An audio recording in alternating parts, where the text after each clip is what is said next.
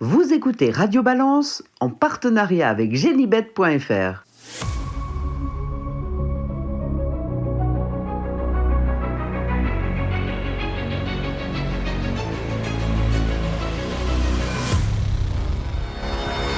Bonsoir, je suis Dominique Cordier, nous sommes tous réunis au Cardinal 5, place à bord de Saint-Cloud, Paris 16e, pour un nouveau numéro de Radio Balance. Vous nous suivez sur tous les supports, sur SoundCloud, sur YouTube, sur Apple Cast et plein d'autres. On salue nos partenaires, Geniturf.com, on va parler bien évidemment de... Genibet. J'ai dit quoi ? Geniturf. Geniturf, Genibet. Genibet Turf, je pensais à l'adresse sur Twitter, bien évidemment. On se fait le relais des promotions de Genibet Turf, c'est l'adresse sur X, ex-Twitter. Salut notre partenaire. Un mot pour l'émission de la semaine prochaine, qui sera une émission assez particulière. Vous le savez, mercredi, ou vous le savez peut-être pas, mercredi, l'étape du Grand National du Trot a lieu sur l'hippodrome de Laval. Et bien vendredi soir, nous serons à Laval avec beaucoup d'invités. Nous serons à l'hôtel du chemin de fer, c'est comme son nom l'indique, face à la gare de Laval. Et nous accueillerons notamment, et sa parole sera intéressante à suivre, Madame Géraldine Bagné, qui est députée de la Mayenne et qui est la nouvelle présidente du groupe Cheval à l'Assemblée nationale. Nous aurons bien évidemment, vous imaginez, vu l'actualité qui touche l'institution des courses, beaucoup de questions à lui poser. L'institution des courses, nous allons en parler dans cette émission en large et en travers, avec les réactions suite au plan de relance, entre guillemets, publié il y a une dizaine de jours par France Gallo. On a vu beaucoup de choses, on a écouté beaucoup de choses cette semaine, notamment le grand débrief avec Julien Philippon sur ce plan de relance, où face à lui il y avait Frédéric Landon, vice-président de France Gallo. Vous avez sans doute eu l'occasion de voir, on a retrouvé la parole du président Guillaume de Saint-Seine sur le programme YouTube coproduit par Jour de Gallo, nos confrères de Jour de Gallo et de Paris Turf. Donc les réactions, eh bien, ce sont celles des associations professionnelles. Vous entendrez Adrien Montoile, qui est président de l'association Province Paris, les fameux PP. Vous écouterez avec intérêt l'analyse de ces mesures par Mathieu Boutin, président de l'association des entraîneurs propriétaires. Et nous retrouverons Philippe Faucampré, président du syndicat national des propriétaires au galop. Une grosse partie consacrée justement au ressenti qu'ont ces acteurs du plan de relance. Dans l'actualité, bien évidemment, on va reparler de la disqualification dans la poule d'essai des pouliches de cette jument anglaise, parce que j'ai croisé Jean Dany. Vous savez que la semaine dernière, j'avais dit les Anglais avaient fait appel de la rétrogradation de leur pouliche, et en arguant du fait que Mika Barcelona avait donné 12 coups de main en lieu et place de sa cravache. Il avait donné 2 coups de cravache, il avait perdu sa cravache, et ensuite il avait sollicité sa monture avec la main, et j'avais dit pourquoi pas les points finalement, et pourquoi pas une poêle à frire, puisque le code des courses ne parle que de la cravache. Et Jean Dany m'a dit, alors le propos est intéressant, ce Jean Dany me dit, d'abord, si ces gens-là vont au civil, le tribunal civil va dire, vous avez un code des courses, il n'y a qu'à le suivre, si on ne parle pas d'autre chose que de la cravache, eh bien c'est que c'est bon. Donc ils débouteraient sans doute les demandeurs. Mais le plus intéressant, c'est, j'ai dit à Jean Dany, mais s'il avait utilisé le point, Mika Barcelona, alors s'il avait utilisé le point, il y a un article du code qui prévoit des sanctions pour comportement brutal vis-à-vis du cheval. Le jockey aurait été sanctionné, mais le cheval n'aurait pas été disqualifié. Voilà.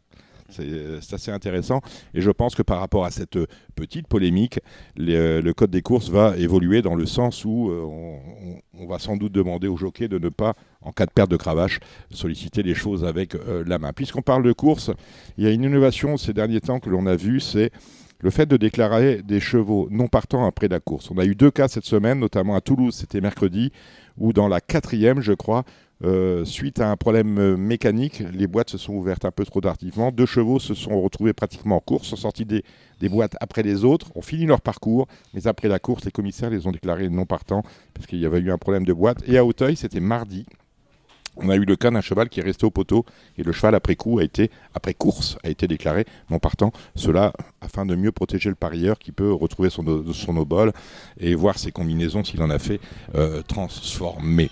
Du côté économique, parlons des chiffres du PMU, toujours aussi mauvais. On est à moins 5%, moins 4,9 très exactement.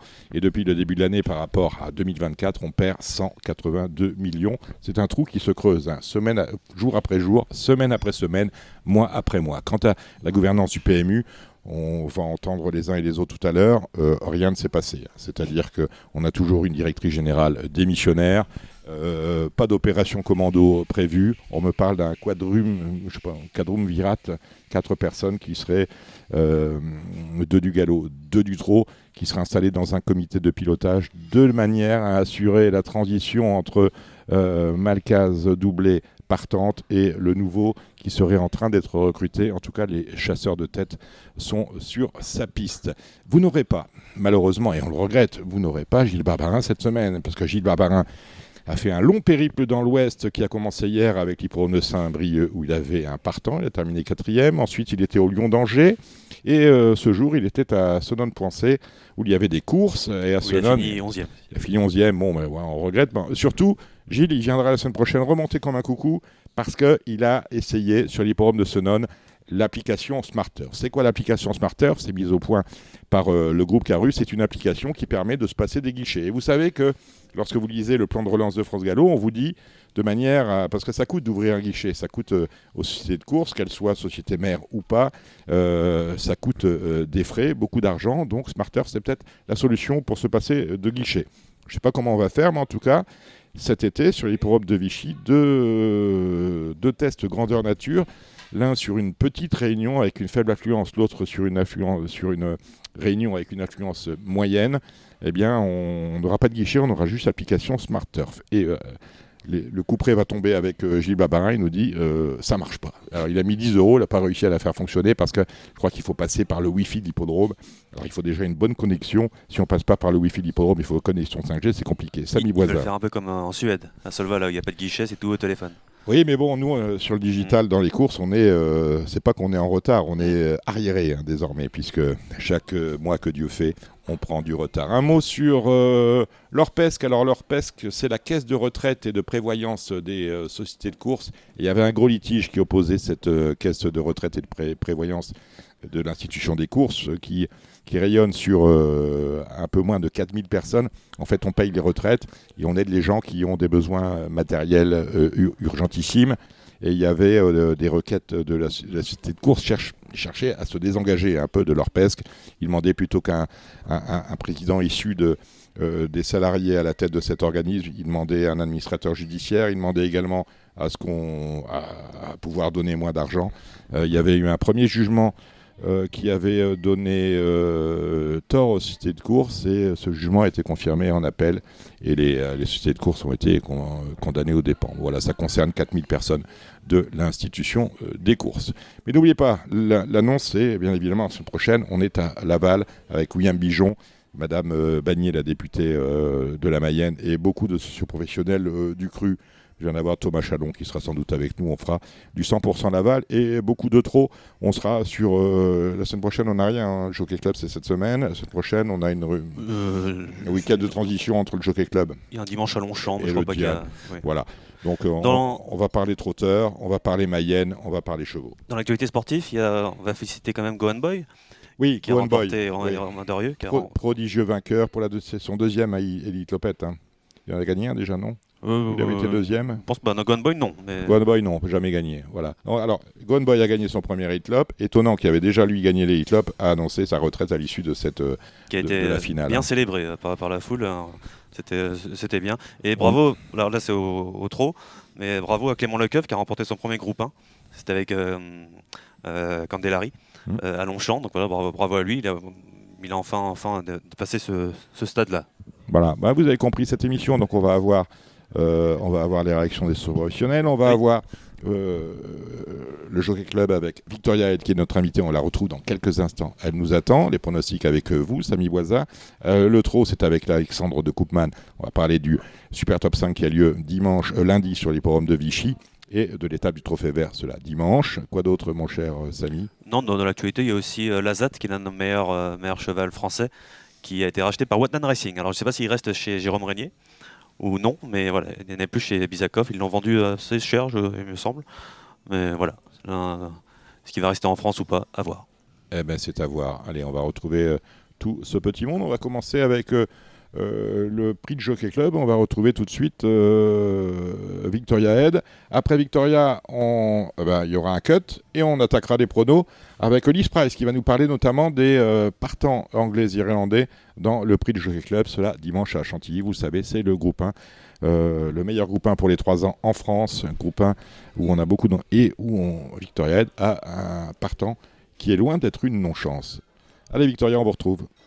Genibet.fr, le meilleur du pari hippique en ligne sur Internet et mobile. Victoria Head, bonsoir. Bonsoir. Et Victoria, vous aurez votre premier partant dans le prix du Jockey Club dimanche. Oui. Exact. Comment on vit ce moment qui est, je ne vais pas dire unique parce qu'il ne faut pas qu'il le soit, mais mémorable dans la carrière d'un entraîneur d'avoir un premier partant dans le derby français, c'est quelque chose, j'imagine. Oui, non, c'est sûr. Évidemment, je suis très contente. Voilà, après, j'aborde cette course comme une autre, donc on verra. C'est votre premier partant dans un groupe 1, je vous posais la question. Oui. Ah, voilà, premier partant dans un groupe 1. Donc voilà, ça. En plus. Quand même, on s'en souvient. Et mon petit doigt me dit que c'est pas un partant pour dire d'avoir un partant, c'est un cheval qui a une vraie belle chance. Oui, en fait, c'est un cheval que j'aime beaucoup depuis le début. Et voilà, depuis l'année dernière, il est arrivé chez moi en fin d'année. Il a gagné en débutant. Bon, après, on a eu sa remise en route cette année a pris peut-être un peu plus de temps que prévu. Mais pour moi, c'est un cheval qui, depuis le début, a la carrure pour ce genre de course. On rappelle, il a battu Parachutiste en débutant. Qui est dans la course du Jockey Club, qui fait une très bonne année 2025. Donc oui, juste sur cette ligne-là, il a rien à envier d'être dans le Jockey Club. Oui, voilà, les lignes, c'est sûr que les lignes sont bonnes. Bon, voilà, il a fait une rentrée assez tardive. Sur 1600 mètres. Sur beaucoup trop court pour lui. Donc voilà, et il est monté sur sa course. Depuis, j'ai l'impression qu'il est bien. Bon. L'histoire de la famille Head, on va parler un peu de ça, Victoria, c'est surtout le prix de Diane. Parce que si je regarde le palmarès de la course, je vois que votre papa, Freddy Head, l'a gagné dans les années 70. Vous n'étiez pas né, moi non plus.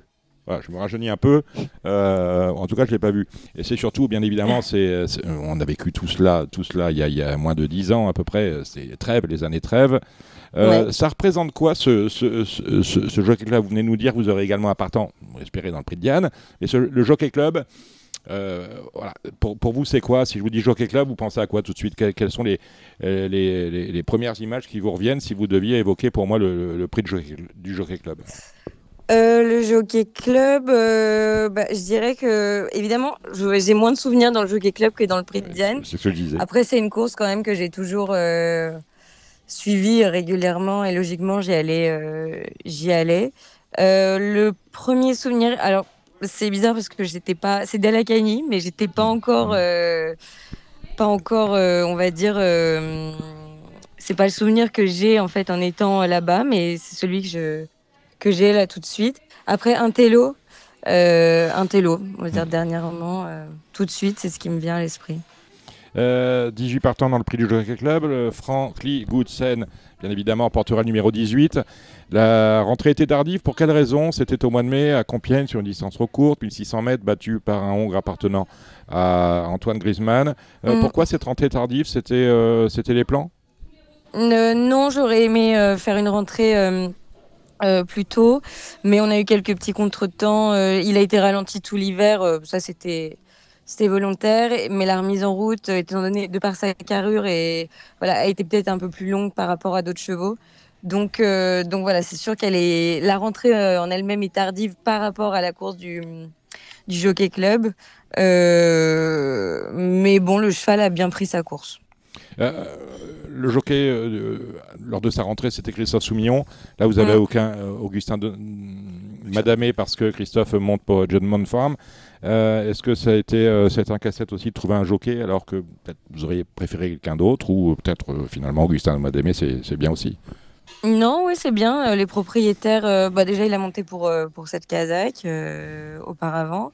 Et voilà, comme je disais, les propriétaires font confiance aux jeunes et voilà, c'est un jockey que j'aime bien. Donc, il n'y a pas de problème. Vous avez fait le papier de la course, vous la voyez comment? Quels sont les chevaux qui vous font peur? Samy, vous voulez Je intervenir? rappelle, il a la corde 2, c'est quand même un avantage. Ah oui, quand Oui, Voilà. ça c'est sûr. Non, sur 18 partants, bon voilà, même si on ne sait jamais, mais en tout cas, c'est sûr qu'avoir le 2, c'est déjà ça en moins. c'est un cheval que vous pouvez monter, qui doit attendre, qui doit être monté dans le paquet, qui peut absolument prendre le train à son compte. Comment vous voyez les choses avec lui? Oui, il peut. C'est un cheval, justement. L'avantage de ce cheval dans ce genre de course, c'est qu'il est très facile à monter. Et aussi son avantage, c'est qu'il a de la tenue et aussi du rythme. Donc ça, c'est sûr. Il a une grande action. C'est un cheval qui doit être monté dans le coup quand même. Vous êtes en train de nous parler Donc, d'un cheval presque D'où parfait. l'avantage du 2. Aussi. Vous êtes en train de nous décrire un cheval parfait.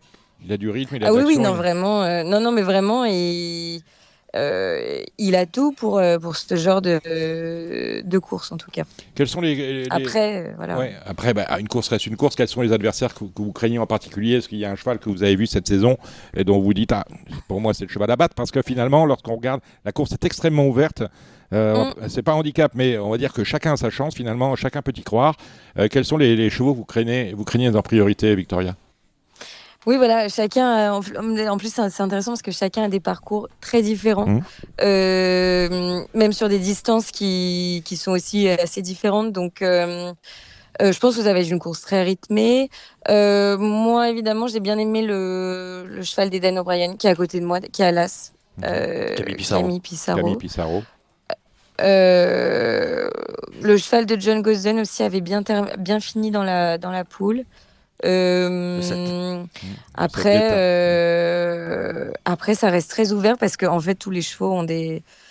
En fait, ces chevaux-là ont confirmé en fait au niveau groupe 1. C'est pour ça que pour moi, je les vois forcément peut-être avec un avantage.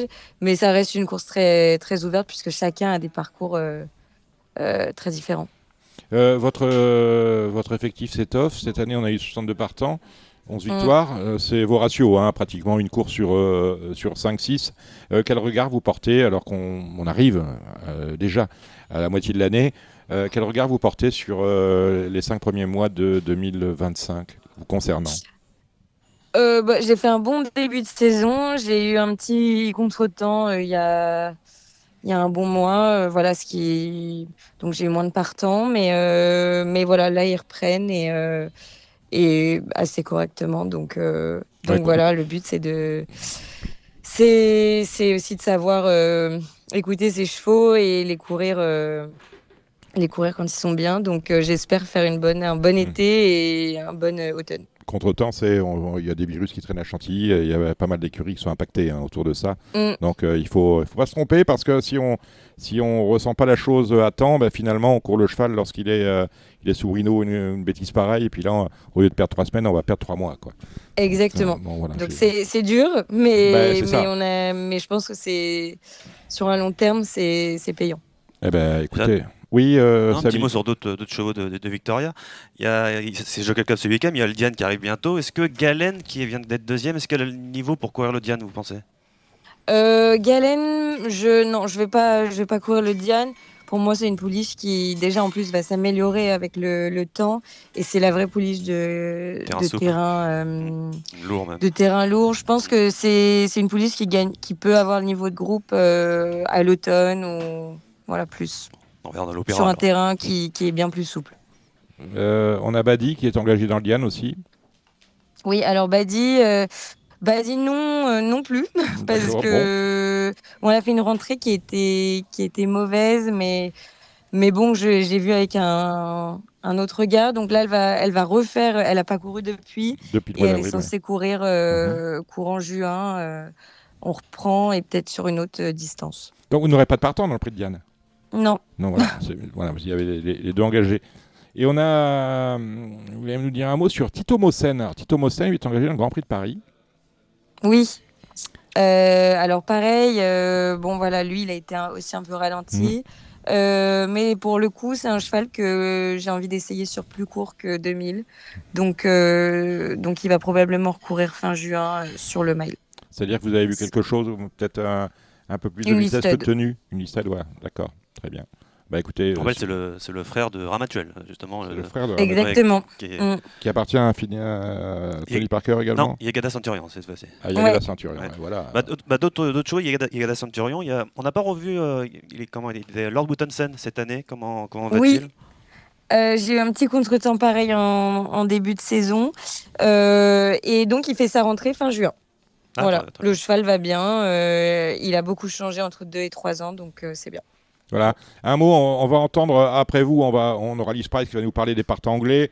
On aura bien évidemment les pronostics de Samy Boisa et de moi-même sur cette réunion de Jockey Club, qui est une réunion magnifique.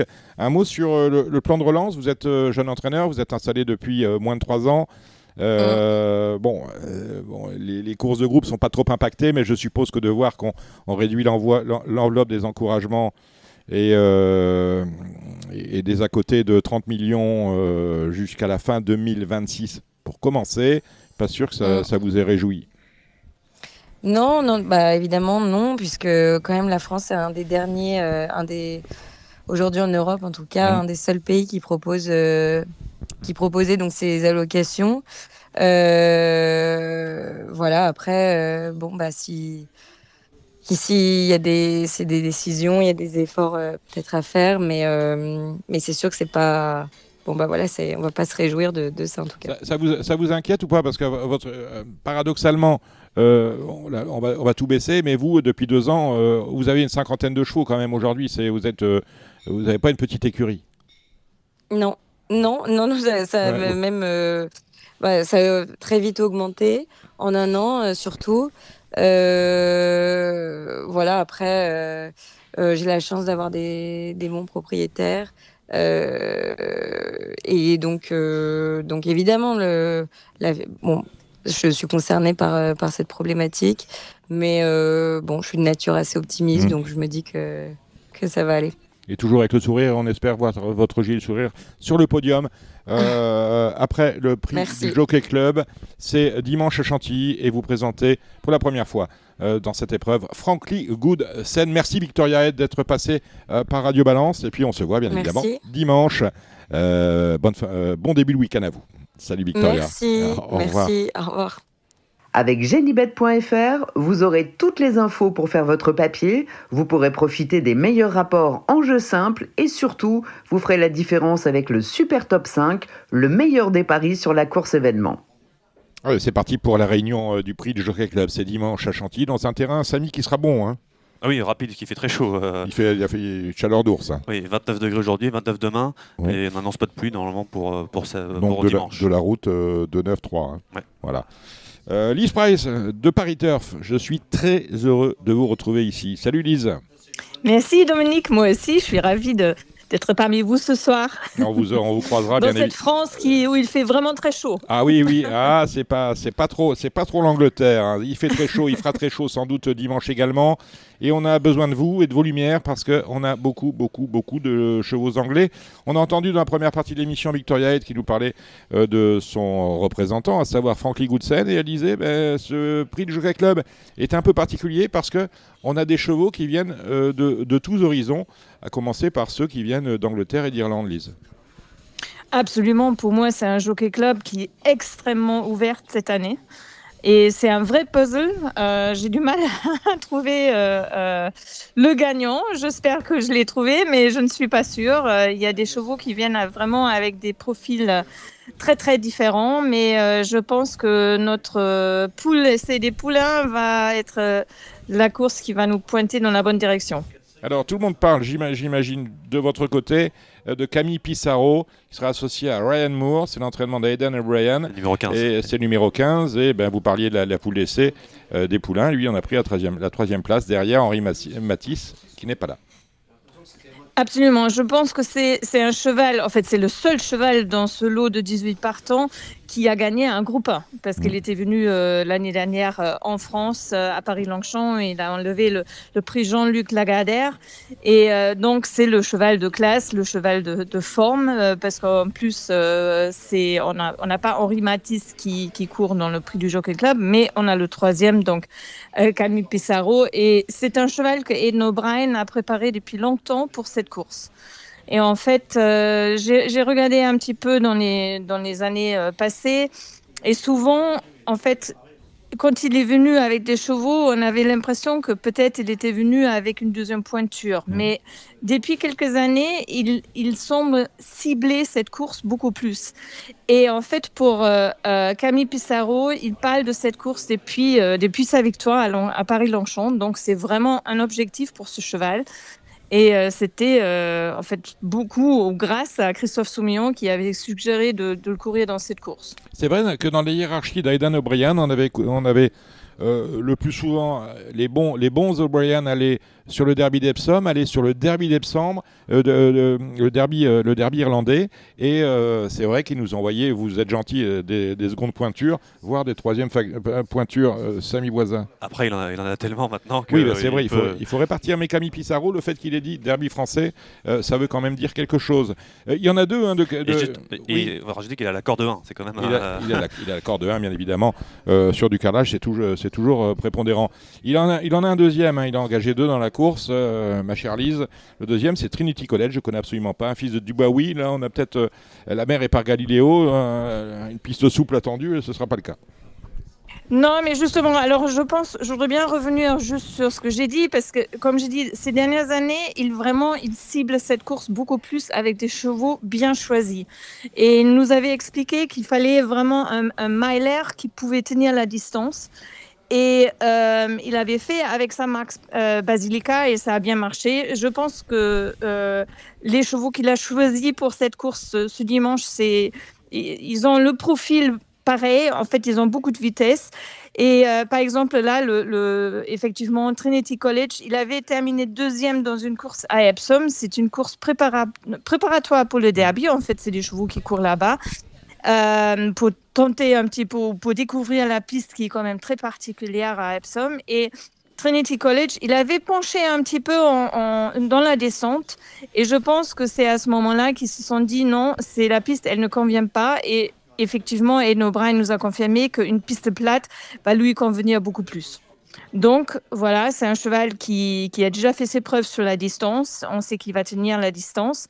Il était 2e dans cette course préparatoire. Il était battu une tête ou une courte tête. Et je pense que s'il n'avait pas été déséquilibré, il aurait gagné très facilement. Et je pense que c'est un cheval qui a progressé. Mais ce n'est pas le choix de Ryan Moore. C'est pas le choix Oui, est-ce que selon toi c'est un leader, il va aller devant pour mettre du rythme pour Camille Pissarro, ou alors non, il peut aussi finir dans les 5? Je ne pense pas qu'il est là pour être leader. Je ne pense pas, parce que normalement, en fait, dans un peloton de 18 partants, on pense qu'il y a du rythme. Mais c'est un cheval, ça ne va pas le gêner d'aller devant, ça non.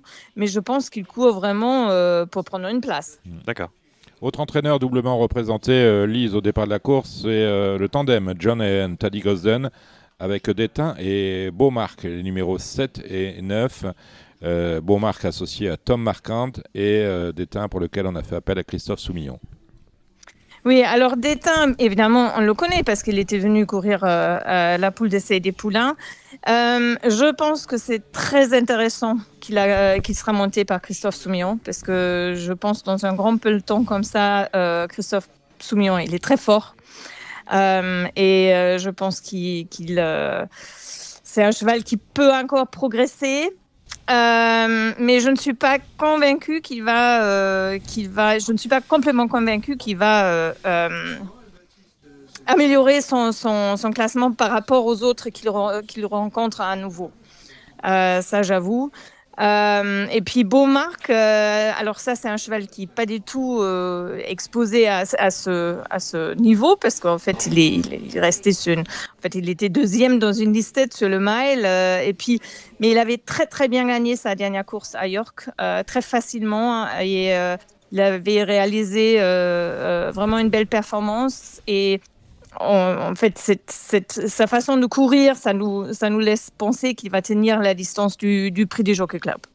Ben voilà qui est dit. Richard Allen présente un supplémenté King of Cities avec James Doyle. Oui, alors King of City, c'est très intéressant. Je pense que c'est un cheval qui est un petit peu comme Camille Pissarro. Il n'a pas tout à fait livré l'année dernière ce que son entraîneur Richard Hannon espérait. Mais attention, parce que c'est un cheval qui vraiment, il semble avoir trouvé sa forme cette année. Les temps partiels en fait, qu'il avait couru la dernière fois étaient très, très rapides. Et je pense, en fait, il était deuxième des Field and Stakes à Newmarket et c'était une bonne course. Et en fait, Richard Hannon, c'est quand même fou. Il faut pas oublier qu'il avait couru un maiden dans le Derby d'Epsom qui a terminé deuxième. Donc, le fait qu'il supplémente le cheval, je pense, il pourrait se prendre. Sa ligne de Newmarket, parce qu'Almeric, qui avait battu King of City, semble être un très bon cheval. Et c'est vrai que ça a l'air d'être une très bonne ligne. Est-ce que le terrain c'est un problème ou parce que Newmarket c'était pas du tout la même, c'était même lourd? Non, justement, j'ai parlé avec lui en fait ce matin et puis hier matin et puis le terrain ça le gêne pas. Très bien. Il a dit non, il dit que ce cheval il est en fait le terrain n'est pas un problème et il dit ce qu'il faut retenir c'est un cheval qui est vraiment sur la montante. Voilà, donc il s'attend à une belle performance, j'ai l'impression. Et le dernier représentant britannique, c'est Luther, alors qu'on a vu dans la poule d'essai également, le 11. Oui, absolument. Luther, je pense pareil, lui, quand on regarde la poule d'essai des poulains, il avait besoin de chaque mètre quand il a terminé sa course. Ce qui est marrant, parce que je sais que l'entraîneur l'année dernière, il voulait pas trop le rallonger, parce que c'est un cheval qui a quand même beaucoup de vitesse. Mais là, la poule lui a donné vraiment l'impression qu'il avait besoin d'une distance plus longue. Pareil, pas de souci pour le terrain. Je pense, pour moi, Luther, il sera à l'arrivée. Parce que l'écurie est en forme, on le sait. Il prépare cette course depuis un moment où, en fait, ils ont visé cette course et encore plus après sa performance dans la poule. En fait, quand on regarde le palmarès de ce Jockey Club, ça c'est stupéfiant. C'est la course de Jean-Claude Rouget. Hein. Il a gagné pratiquement le tiers des 15 dernières éditions. Jean-Claude Rouget qui est présent dans la course. La dernière victoire étrangère, c'était celle de Saint-Marx, vous l'avez dit, Saint-Marx-Basilica en 2021. Et auparavant, c'était Michrif pour l'entraînement Gosden. Donc on va dire que les étrangers sont à l'écart. Il faut les avoir à l'œil quand même. Oui, en fait, c'était marrant quand on avait parlé avec Sadie Gosden qui entraîne maintenant avec son père. En fait, à l'époque, quand Michrif a gagné, il n'était pas encore associé avec son père. Et on a tous vu la carrière qu'a réalisée Michrif. Et on a aussi vu, en fait, c'était impressionnant la victoire de Saint-Marx Basilica. Je pense que cette année, donc ils sont 6 sur les 18 à traverser la Manche pour venir ici. Je pense que c'est une course qui, évidemment, tout le monde a envie de gagner, qui est très important mais qui cette année est, comme j'ai dit, très ouverte. Et donc, je félicite en fait Richard Hannon qui dit je vais tenter, je supplémente. Je trouve que c'est une belle chose. On va voir si c'est un étranger ou comme vous avez dit Jean-Claude Rouget, je pense qu'il a gagné 6 fois, non? Ouais, c'est ça. Le prix du Jockey Club et qui vient avec des chevaux qui ne sont pas encore... En fait, il y a tellement de chevaux dans ce lot qui ne sont pas encore vraiment, qui n'ont pas été exposés à ce niveau. Ça va être très intéressant. Jean-Claude Rouget avec Tipasso, on en parlait tout à l'heure avec Samy Boisa. Beaucoup de chevaux anglais dans les autres belles courses de la Réunion. Est-ce que vous avez des petites informations sinon, tout va bien, Lise. En fait, pour moi, il y a vraiment un cheval que j'ai hâte de revoir, c'est Super Soldier. C'est dans la deuxième. C'est prix le prix de la Flèche. Oui, c'est ça, c'est la Flèche. Oui. Ouais, alors Super Soldier, ce qu'il avait fait à Ascot, c'était vraiment une très très bonne course et je pense que ce qu'il a fait, c'était excellent, c'était très prometteur. Évidemment, ce sont des 2 ans, mais je pense qu'il est endurci.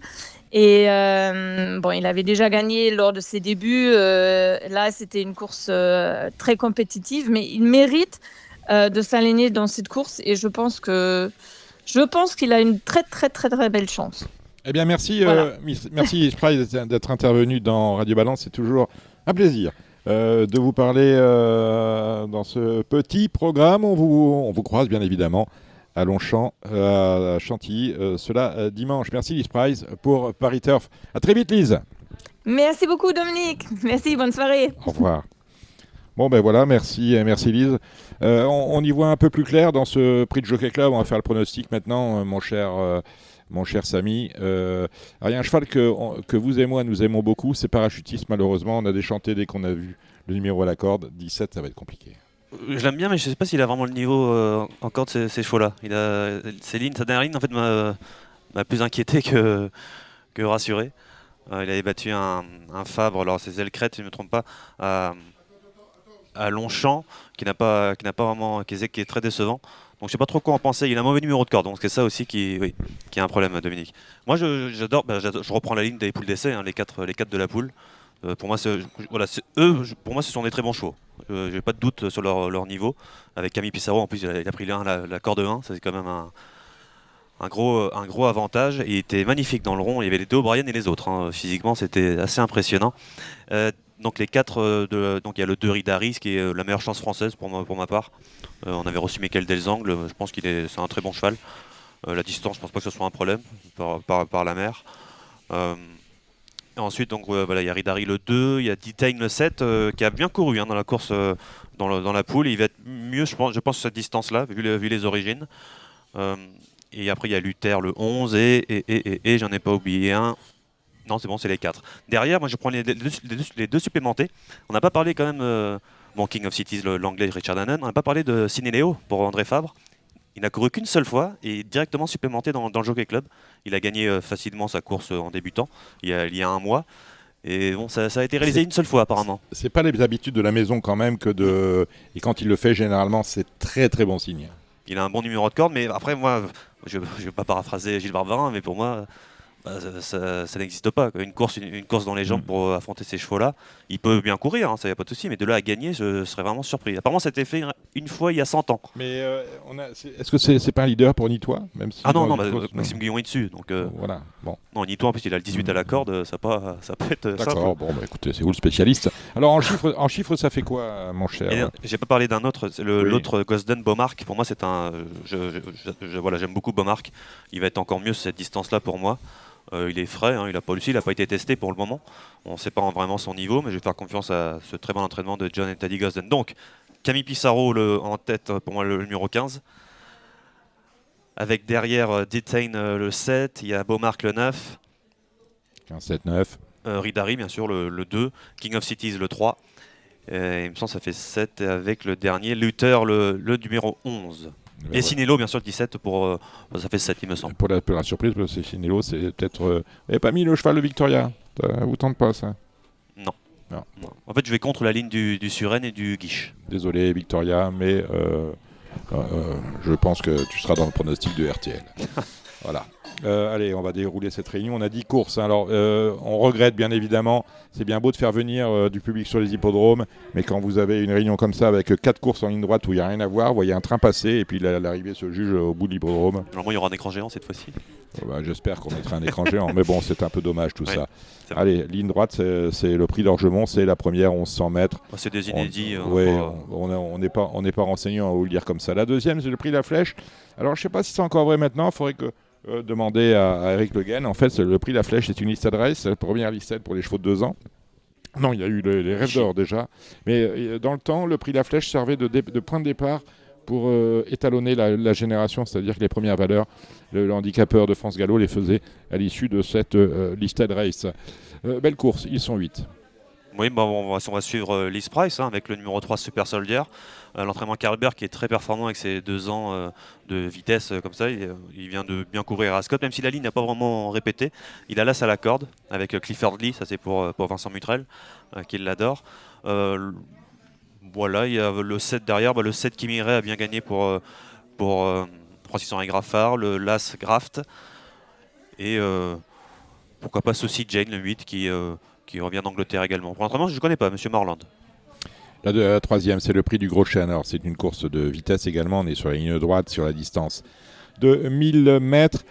Avec un rentrant qui a une valeur handicap qui fait rêver, c'est King of Blue, l'entraînement de Monsieur Fanchov et la montre de James Doyle. Ça me semble très bien. Oui, il a remporté groupe 1 l'année dernière, c'était sa dernière course. Bon, l'objectif c'est Ascot hein, dans quelques semaines, mais je pense que pour les sprinters, il n'y a pas de problème pour une rentrée. Donc oui, le 8 Kind of Blue. Et derrière, alors j'aime beaucoup Toyotomi, le numéro 2, qui c'est assez incroyable hein, ce que fait maintenant ce qu'on a à la caille. A fait exactement la même chose avec McGuira l'année dernière. C'est-à-dire que c'est un cheval, il a couru sur 2000 mètres par exemple, Toyotomi. Ils l'ont raccourci complètement sur 1000 mètres à Deauville et là on se rend compte que c'est un sprinter. Il est par Blue Point, donc pas vraiment de surprise là-dessus. Mais moi, voilà, le 2 pour contrer avec Kind of Blue, le numéro 8. Sinon, après, on a beaucoup de chevaux de gros handicap, Ernesto Passé, Pradaro, Chiaopa, National Service, hein, qui a bien couru à 2 reprises sur cette distance-là, Pontos, voilà. Et on va aller sur ce que vous nous dites. Le prix de Sandringham, on retrouve un parcours corde à droite des Pouliches, elles ont 3 ans. C'est un groupe 2 et on est sur le mile. J'aime beaucoup le 8 Betty Clover, c'est encore l'Angleterre, décidément. Avec William Buick qui vient de bien courir dernièrement, c'était superbe à Goodwood il me semble. Oui, c'était à Goodwood. Derrière, je vais reprendre la ligne alors c'est la poule d'essai des Pouliches avec Gouffran le 2 et Godspeed le 3 qui étaient beaucoup trop loin dans la poule, c'était pas 8e et 9e. Oui, ils avaient un numéro à l'extérieur, c'était compliqué voilà, pour cela. Et derrière le 4 Eponine. Eponine, la 5e, c'est le Qatar Prix du Jockey Club. La 6e, c'est le Marchand d'Or, la ligne droite, 1200 mètres, avec des chevaux de 3 ans. C'est une belle course à condition. Oui, alors le 2 Estepona pour Mauricio de Cervantes a fait une rentrée superbe cette année à Chantilly. Moi, ça a une bonne chance. Arabi, hélas, on l'a l'entraînement Carlberg qui est très performant à 2 ans, à 3 ans, c'est un peu moins bien. C'est le cas d'Arabi qui est très décevant pour le moment cette année, qui avait gagné 2 fois à Chantilly l'année dernière. Il y a Francis Graffard qui il estime vraiment Ray FK, le numéro 8, qui a fait une bonne rentrée, 4e à Chantilly, qui a sans doute monté là-dessus. Et vraiment, il en parlait en grand bien. Donc le 8, Ray FK, il y a le 7, Soldier's Heart. Et en 4e, pour regarder Apollo Fontaine, le 10. Une pointure avec ce terrain-là, ça me paraît quand même très très très compliqué. On aura une pensée pour son propriétaire Philippe Ezri, on en a parlé dans Radio Balance la semaine dernière, qui vient de nous quitter, qui était un vrai passionné. Allez, les handicaps, la 7e, le grand handicap de Chantilly. La foire à tout, hein, ils sont 16 au départ. Roudoudou est de plus en plus surprenant. Oui. C'est incroyable. Oui, c'est un cheval de course en fait finalement, il fait tout. C'est ça. On pensait que c'était qu'un cheval de terrain lourd, mais même en bon terrain, il l'avait fait la dernière fois. Mais là, il a la corde de 14 tout de même, donc c'est pas aussi simple. Je rappelle que c'est lisse à 0, hein, Chantilly, là, pour Bien dimanche. Bon Terrain, lisse à 0, va falloir quand même coller le rail. Hein. Je reprends la ligne c'est un super top 5 avec le 10 King Tracy, avec Gato Pardo le 11, et donc Back to Black qui avait remporté ce quintet le 7, lui qui a un mauvais numéro de corde. Et derrière, j'aime bien Cassius le 2 et le 3 Pay to Learn. Et Vincent Mutrec à côté de moi, bien sûr, il voit que Guinness Star, le numéro 6. Parce que c'est Alain Couetil qu'on salue, mais j'aime bien Cassius, le numéro 2, parce que c'est la forme hein, chez Joachim et Pierre Brandt. Le prix de Royaumont, c'est une course de groupe 3, on est sur la distance classique 8 au départ. Ce sont des pouliches, elles ont 3 ans. Oui, je vais sur le 8 Secret of Love avec Oisin Murphy. Les 4 du banc finalement, avec le 5 Indalimos, le 6 Canada et le 7 Sudley. Alors écoutez, on a une course qui n'est pas une course efficace, c'est un groupe 2, ils sont 4. 4 d'un trio ordre. Bon, 4. Des 4 ans et plus sur la distance classique. Le Grand Prix de Chantilly en hommage à son Altesse Aga Khan. Exactement. On rend hommage, hein, d'ailleurs c'est important, vous faites bien de le rappeler, on rend hommage à son Altesse Aga Khan sur l'hippodrome de Chantilly dimanche. C'est la revanche en fait, de la dernière fois. Ils se rencontrent, ils ont couru la dernière fois à Longchamp. C'était Harry Eagle, le frère des Impact, qui a vaincu cette année, 3 courses, 3 victoires, qui est assez surprenant. Je ne le voyais pas à ce niveau-là. Peut-être pour jouer contre, il me semble que Junko l'avait peut-être gagné l'année dernière. Voilà, c'est le tenant du titre, Junko, qui avait fait sa rentrée dernièrement, une longue rentrée depuis cette course-là justement. Donc il va sans doute monter là-dessus. Et derrière, je mettrai la Sibayan, le 3 Harry Eagle, et Mont Soleil en 4e. Ça serait un peu. Voilà. Alors la 10e, je ne sais pas si on va pouvoir se refaire, mais parce que c'est compliqué, on est sur 1200 mètres, on est sur la ligne droite, on a des amateurs sur le dos, c'est le prix Alicant. Est-ce qu'on a peut-être un Victoris Salut, je regarde ça, il a de la vitesse, il aime le bon terrain, me semble-t-il, ça peut peut-être le faire, si on cherche une cote c'est numéro 8, mais je sais, Samy, que vous avez mieux. Oui, déjà Gilles Barbarin un partant dans la course, c'est Goldfield, le numéro 5. Oui.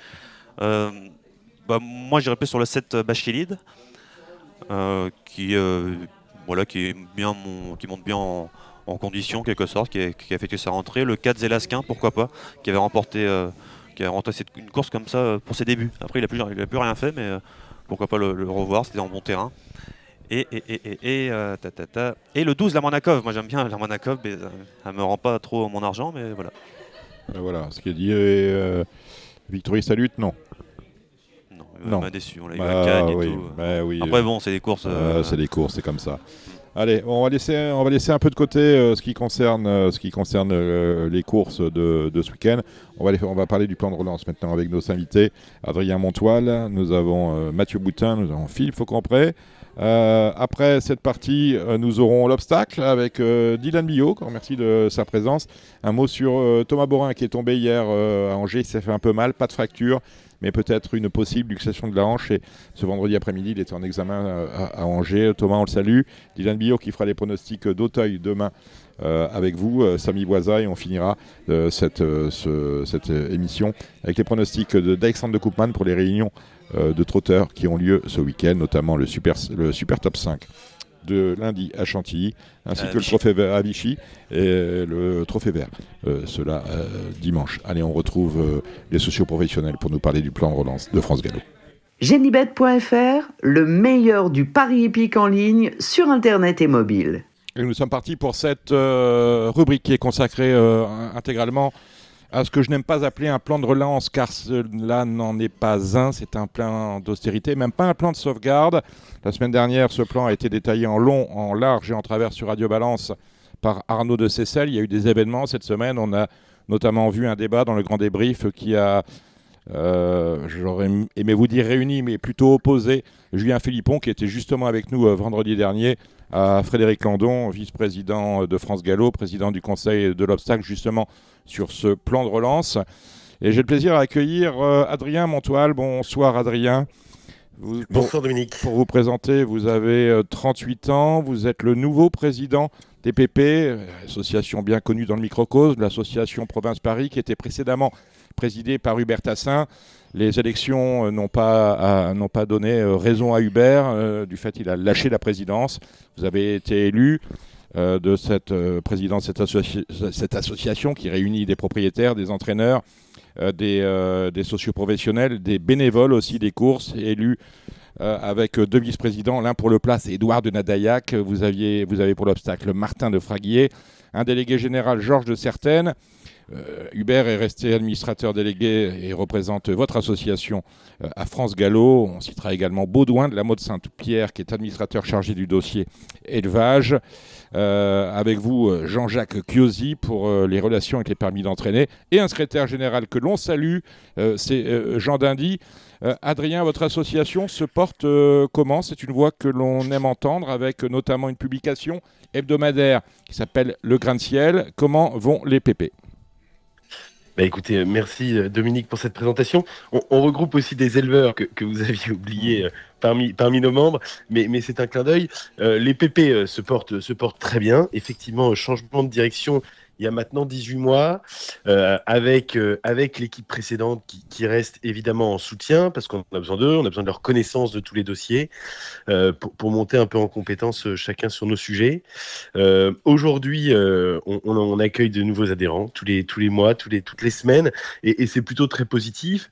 Et surtout, j'ai l'impression qu'à travers notre fameux grain de sel, donc notre petite feuille qui est publiée tous les vendredis, on arrive à toucher un public large de plusieurs milliers de socioprofessionnels qui semblent lire et réagir à nos idées, puisque les emails à la suite de chaque publication de grain de sel sont nombreux et tous les retours sont positifs, qu'on soit d'accord avec nous, qu'on ne soit pas d'accord.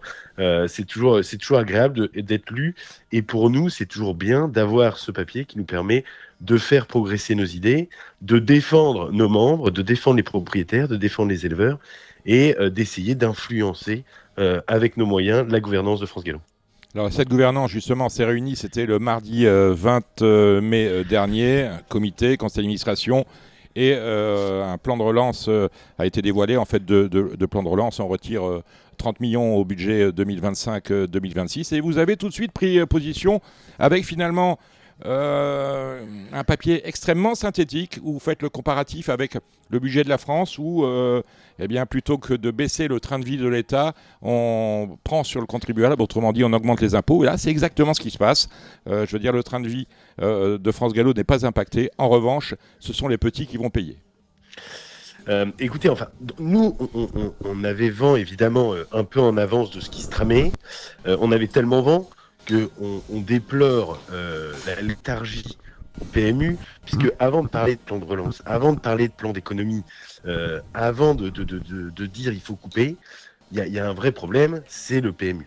Et le PMU, qui est quand même notre source de revenus presque essentielle, hein. Il y a un peu de sponsoring évidemment, il y a un peu d'entrée sur les hippodromes, il y a un peu de vente et de commercialisation pour les hospitalités et pour les événements, mais le PMU c'est ce qui fait l'essentiel de nos ressources.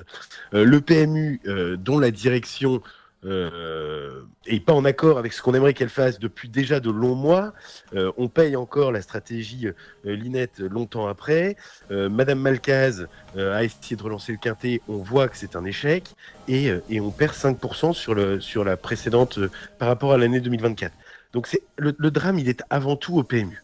Alors, le PMU, on n'est pas tout seul actionnaire, nous sommes 2 grands actionnaires. Il y a le TRO et c'est un peu malheureux parce que tous ces éléments s'enchaînent, si vous voulez.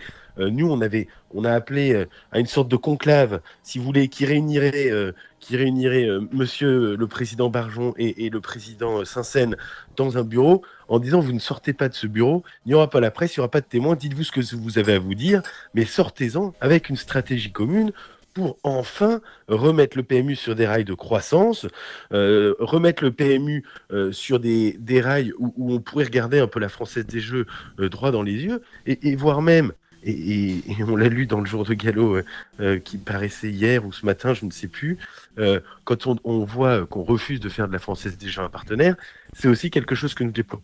Donc, nous, ce que nous appelons, c'est d'abord, quelle est la stratégie de France Gallo pour remettre les paris hippiques et les jeux dans le bon sens.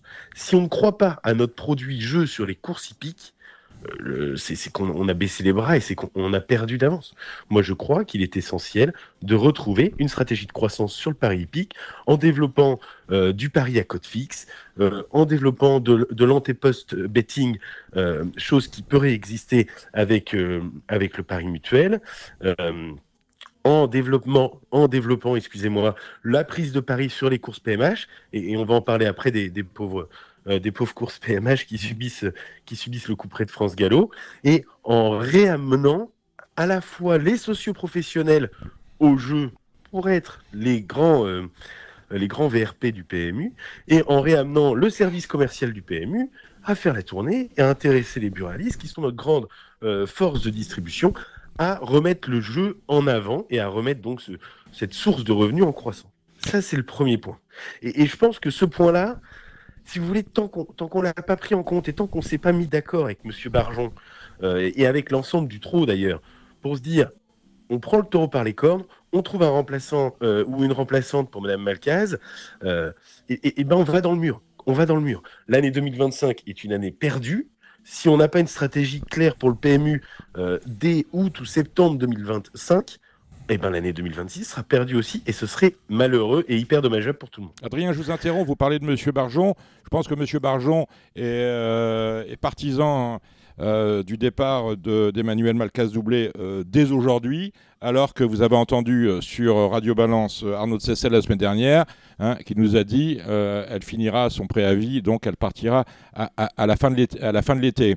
Vous avez vu aussi que France Gallo, l'année dernière, a voté le budget du PMU, qui était un budget insincère et plus que cela, absolument irréaliste. D'ailleurs, le plan de relance n'en est que la conséquence finalement. Donc, je pense que il me semble que le TRO fait son travail, ne vote pas le budget parce que pas sincère, pas réaliste, ne vote pas les comptes parce que pas sincère, pas réaliste, veut un changement aujourd'hui parce que eh bien rien ne va, vous venez de le dire, et au galop, on procrastine. Je colle pas à tout ce que vous dites avec ces fameux comptes insincères.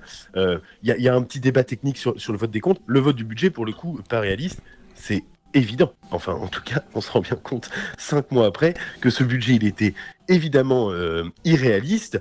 Le pari hippique a décroché depuis déjà 18 mois et en fait on a mis 18 mois de 300 à s'en apercevoir quand aujourd'hui on voit qu'on va être obligé de taper fort dans les allocations à partir de juillet. C'est évident que si on avait su ouvrir les yeux en janvier dernier, on n'aurait pas eu à changer en cours de route les allocations et donc le plan de budget de chacun des propriétaires, des éleveurs, des entraîneurs, etc., de tous ces gens qui ont des intérêts financiers dans le monde des courses, qui sont obligés de changer leur plan en milieu d'année. Et donc effectivement, le budget est réaliste. Moi, on n'est pas là pour attaquer des gens, si vous voulez. Hein. On n'est pas là pour se dire c'est de la faute de machin. Non, mais je suis bien d'accord, mais à un moment donné, c'est bon, Adrien. Saint-Seine et Barjon se trouvent une solution pour se parler, pour avoir une vision, une stratégie commune pour le PMU. Est-ce que Mme Malcas doit aller jusqu'en septembre ou s'en aller dès demain? Finalement, on est sur un petit phénomène. On doit surtout trouver le remplaçant de Mme Malcas le plus vite possible, qui se mette au travail et qui soit capable de présenter le plus tôt possible devant ses actionnaires, c'est son Le Trot et France Gallo, un plan d'action à mettre en œuvre immédiatement. Ce que vous aviez demandé, hein, l'unité, vous la demandiez déjà au mois de février dernier, un peu, je vais imager un peu, on n'est pas chez les Bisounours, mais c'était un peu faites l'amour mais pas la guerre, il faut s'entendre, il faut se parler, et c'est en étant unis qu'on sera beaucoup plus fort, pas en se chicanant sur des dossiers qui méritent sans doute qu'on les discute, mais pas en se chicanant sur, comme on le voit depuis 6 mois, entre le trot et le galop. Comment vous envisagez ce plan d'austérité? Est-ce que vous avez négocié avec les instances pour faire réviser certaines choses? On est un peu surpris du fait, on parle de baisse des allocations, 4% pour les handicaps, 7% et demi pour les autres courses, grosso modo. Rien sur les groupes 1, on n'a rien touché, y compris aux primes propriétaires. Est-ce que vous n'avez pas l'impression qu'on fait, on fait cadeau aux gros propriétaires et on asphyxie les petits, parce que c'est, me semble-t-il, exactement ce qui se passe. Des charges plus lourdes et des recettes un peu moins importantes. Vous êtes un petit propriétaire, 3 chevaux chez Augustin Adeline de Bois-Brunet, donc vous savez de quoi on parle. 3 chevaux, mais avec beaucoup d'espoir. Non, écoutez, moi, effectivement, je ne fait pas toujours vivre dans les courses, quand même. Pardon, excusez-moi. L'espoir ne fait pas toujours vivre dans les courses, parce qu'il faut quand même payer les factures toutes les fins de mois. Exactement, il faut payer les factures. Comment est-ce que j'envisage ce plan? Moi déjà, on était très attachés, nous les PP, à avoir une réduction homothétique. C'est-à-dire, on est connu pour défendre principalement les petites courses, pour défendre ce qui fait la recette au PMU, etc. Mais dans le cadre de réduction massive des allocations comme ça, une réduction dite homothétique, c'est-à-dire équivalente pour chacune des catégories de chevaux, afin de renforcer la cohésion et d'éviter de mettre les grands face aux petits, les petits face aux grands, et d'avoir ces querelles de clocher. Donc évidemment que nous, on a plutôt un œil tourné vers les chevaux de petite valeur, vers les petits propriétaires, vers les petits éleveurs, etc. Mais sur ce coup-là, on est plutôt à dire, il faut que tout soit réduit de façon homothétique, donc ce terme un peu mathématique est peut-être pas très adapté, mais en tout cas de manière équivalente. Maintenant, ce qu'on voit, c'est qu'effectivement, les nominaux des groupes 1 sont pas impactés. En revanche, on baisse la prime de 33 à 20. On baisse la prime pour les chevaux français. Donc ça, c'est un peu incompréhensible. Est-ce qu'on a envie de filer encore toujours plus d'argent à Coolmore et aux Anglais ou comment est-ce qu'on a négocié ça? C'est difficile à comprendre.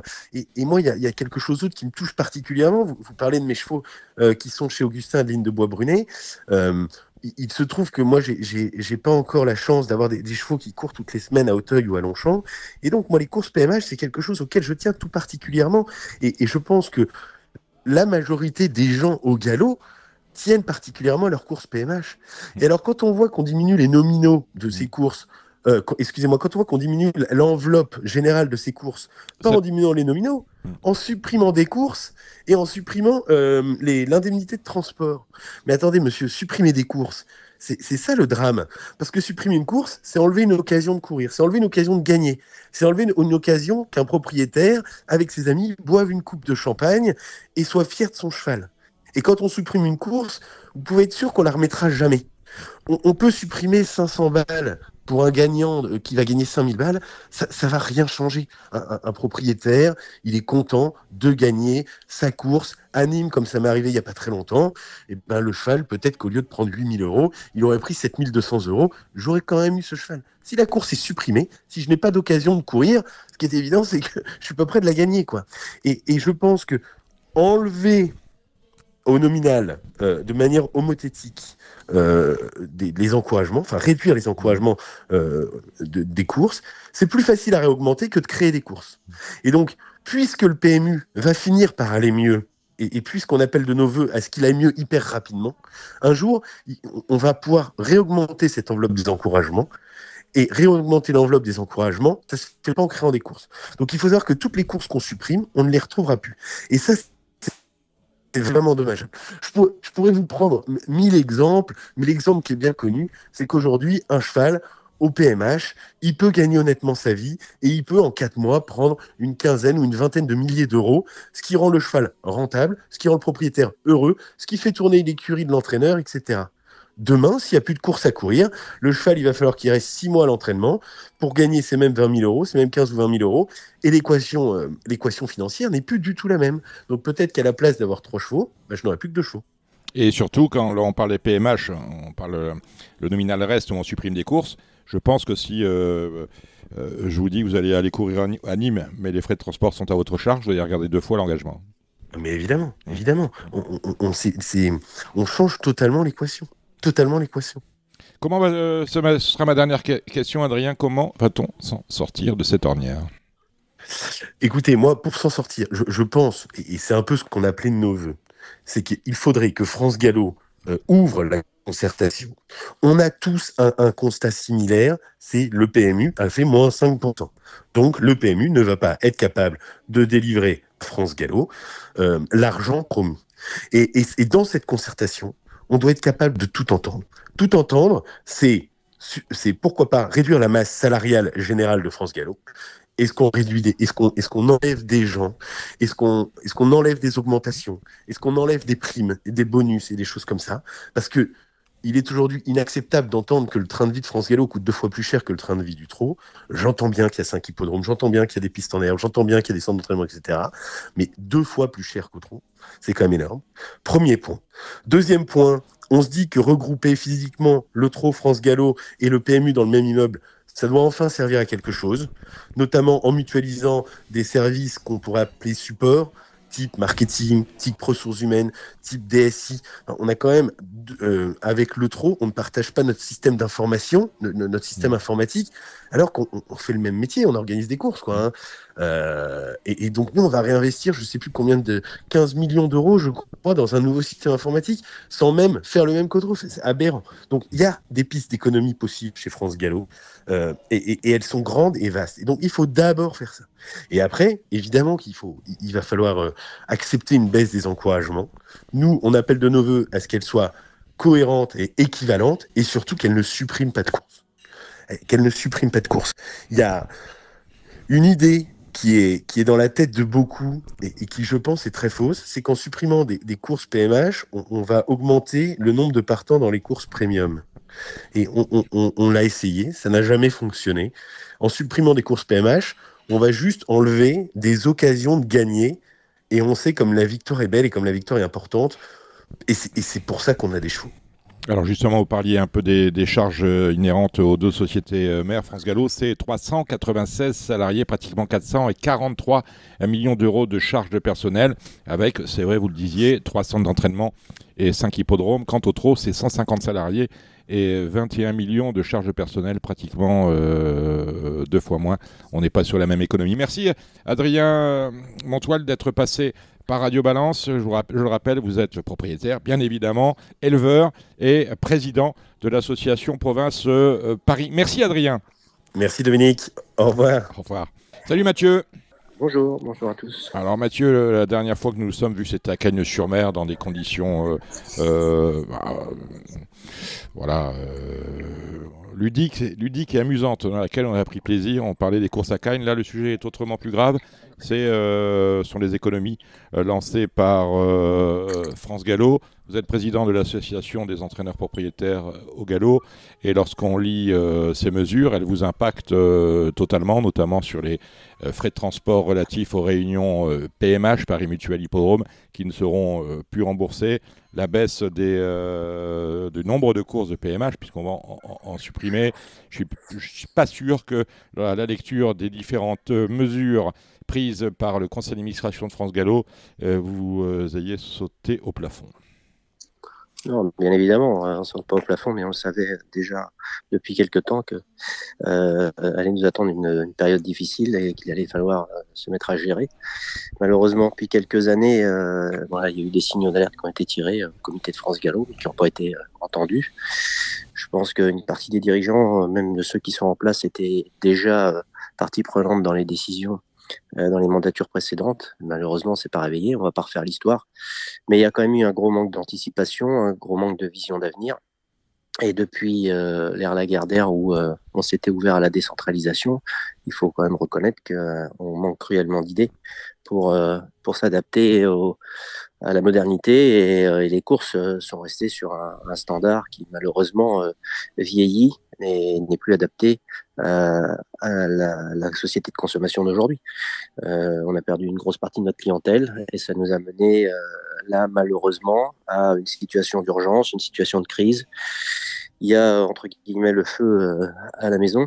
Et là, les décisions qui sont prises dans l'urgence ont beau être courageuses, elles sont pas forcément adaptées, en tout cas pour toutes. Donc, comme vous l'avez dit, dans ce plan de entre guillemets de relance, mais qui est plutôt un plan d'économie, il y a une grosse mise à contribution des acteurs sur beaucoup de plans, bien sûr au niveau des allocations.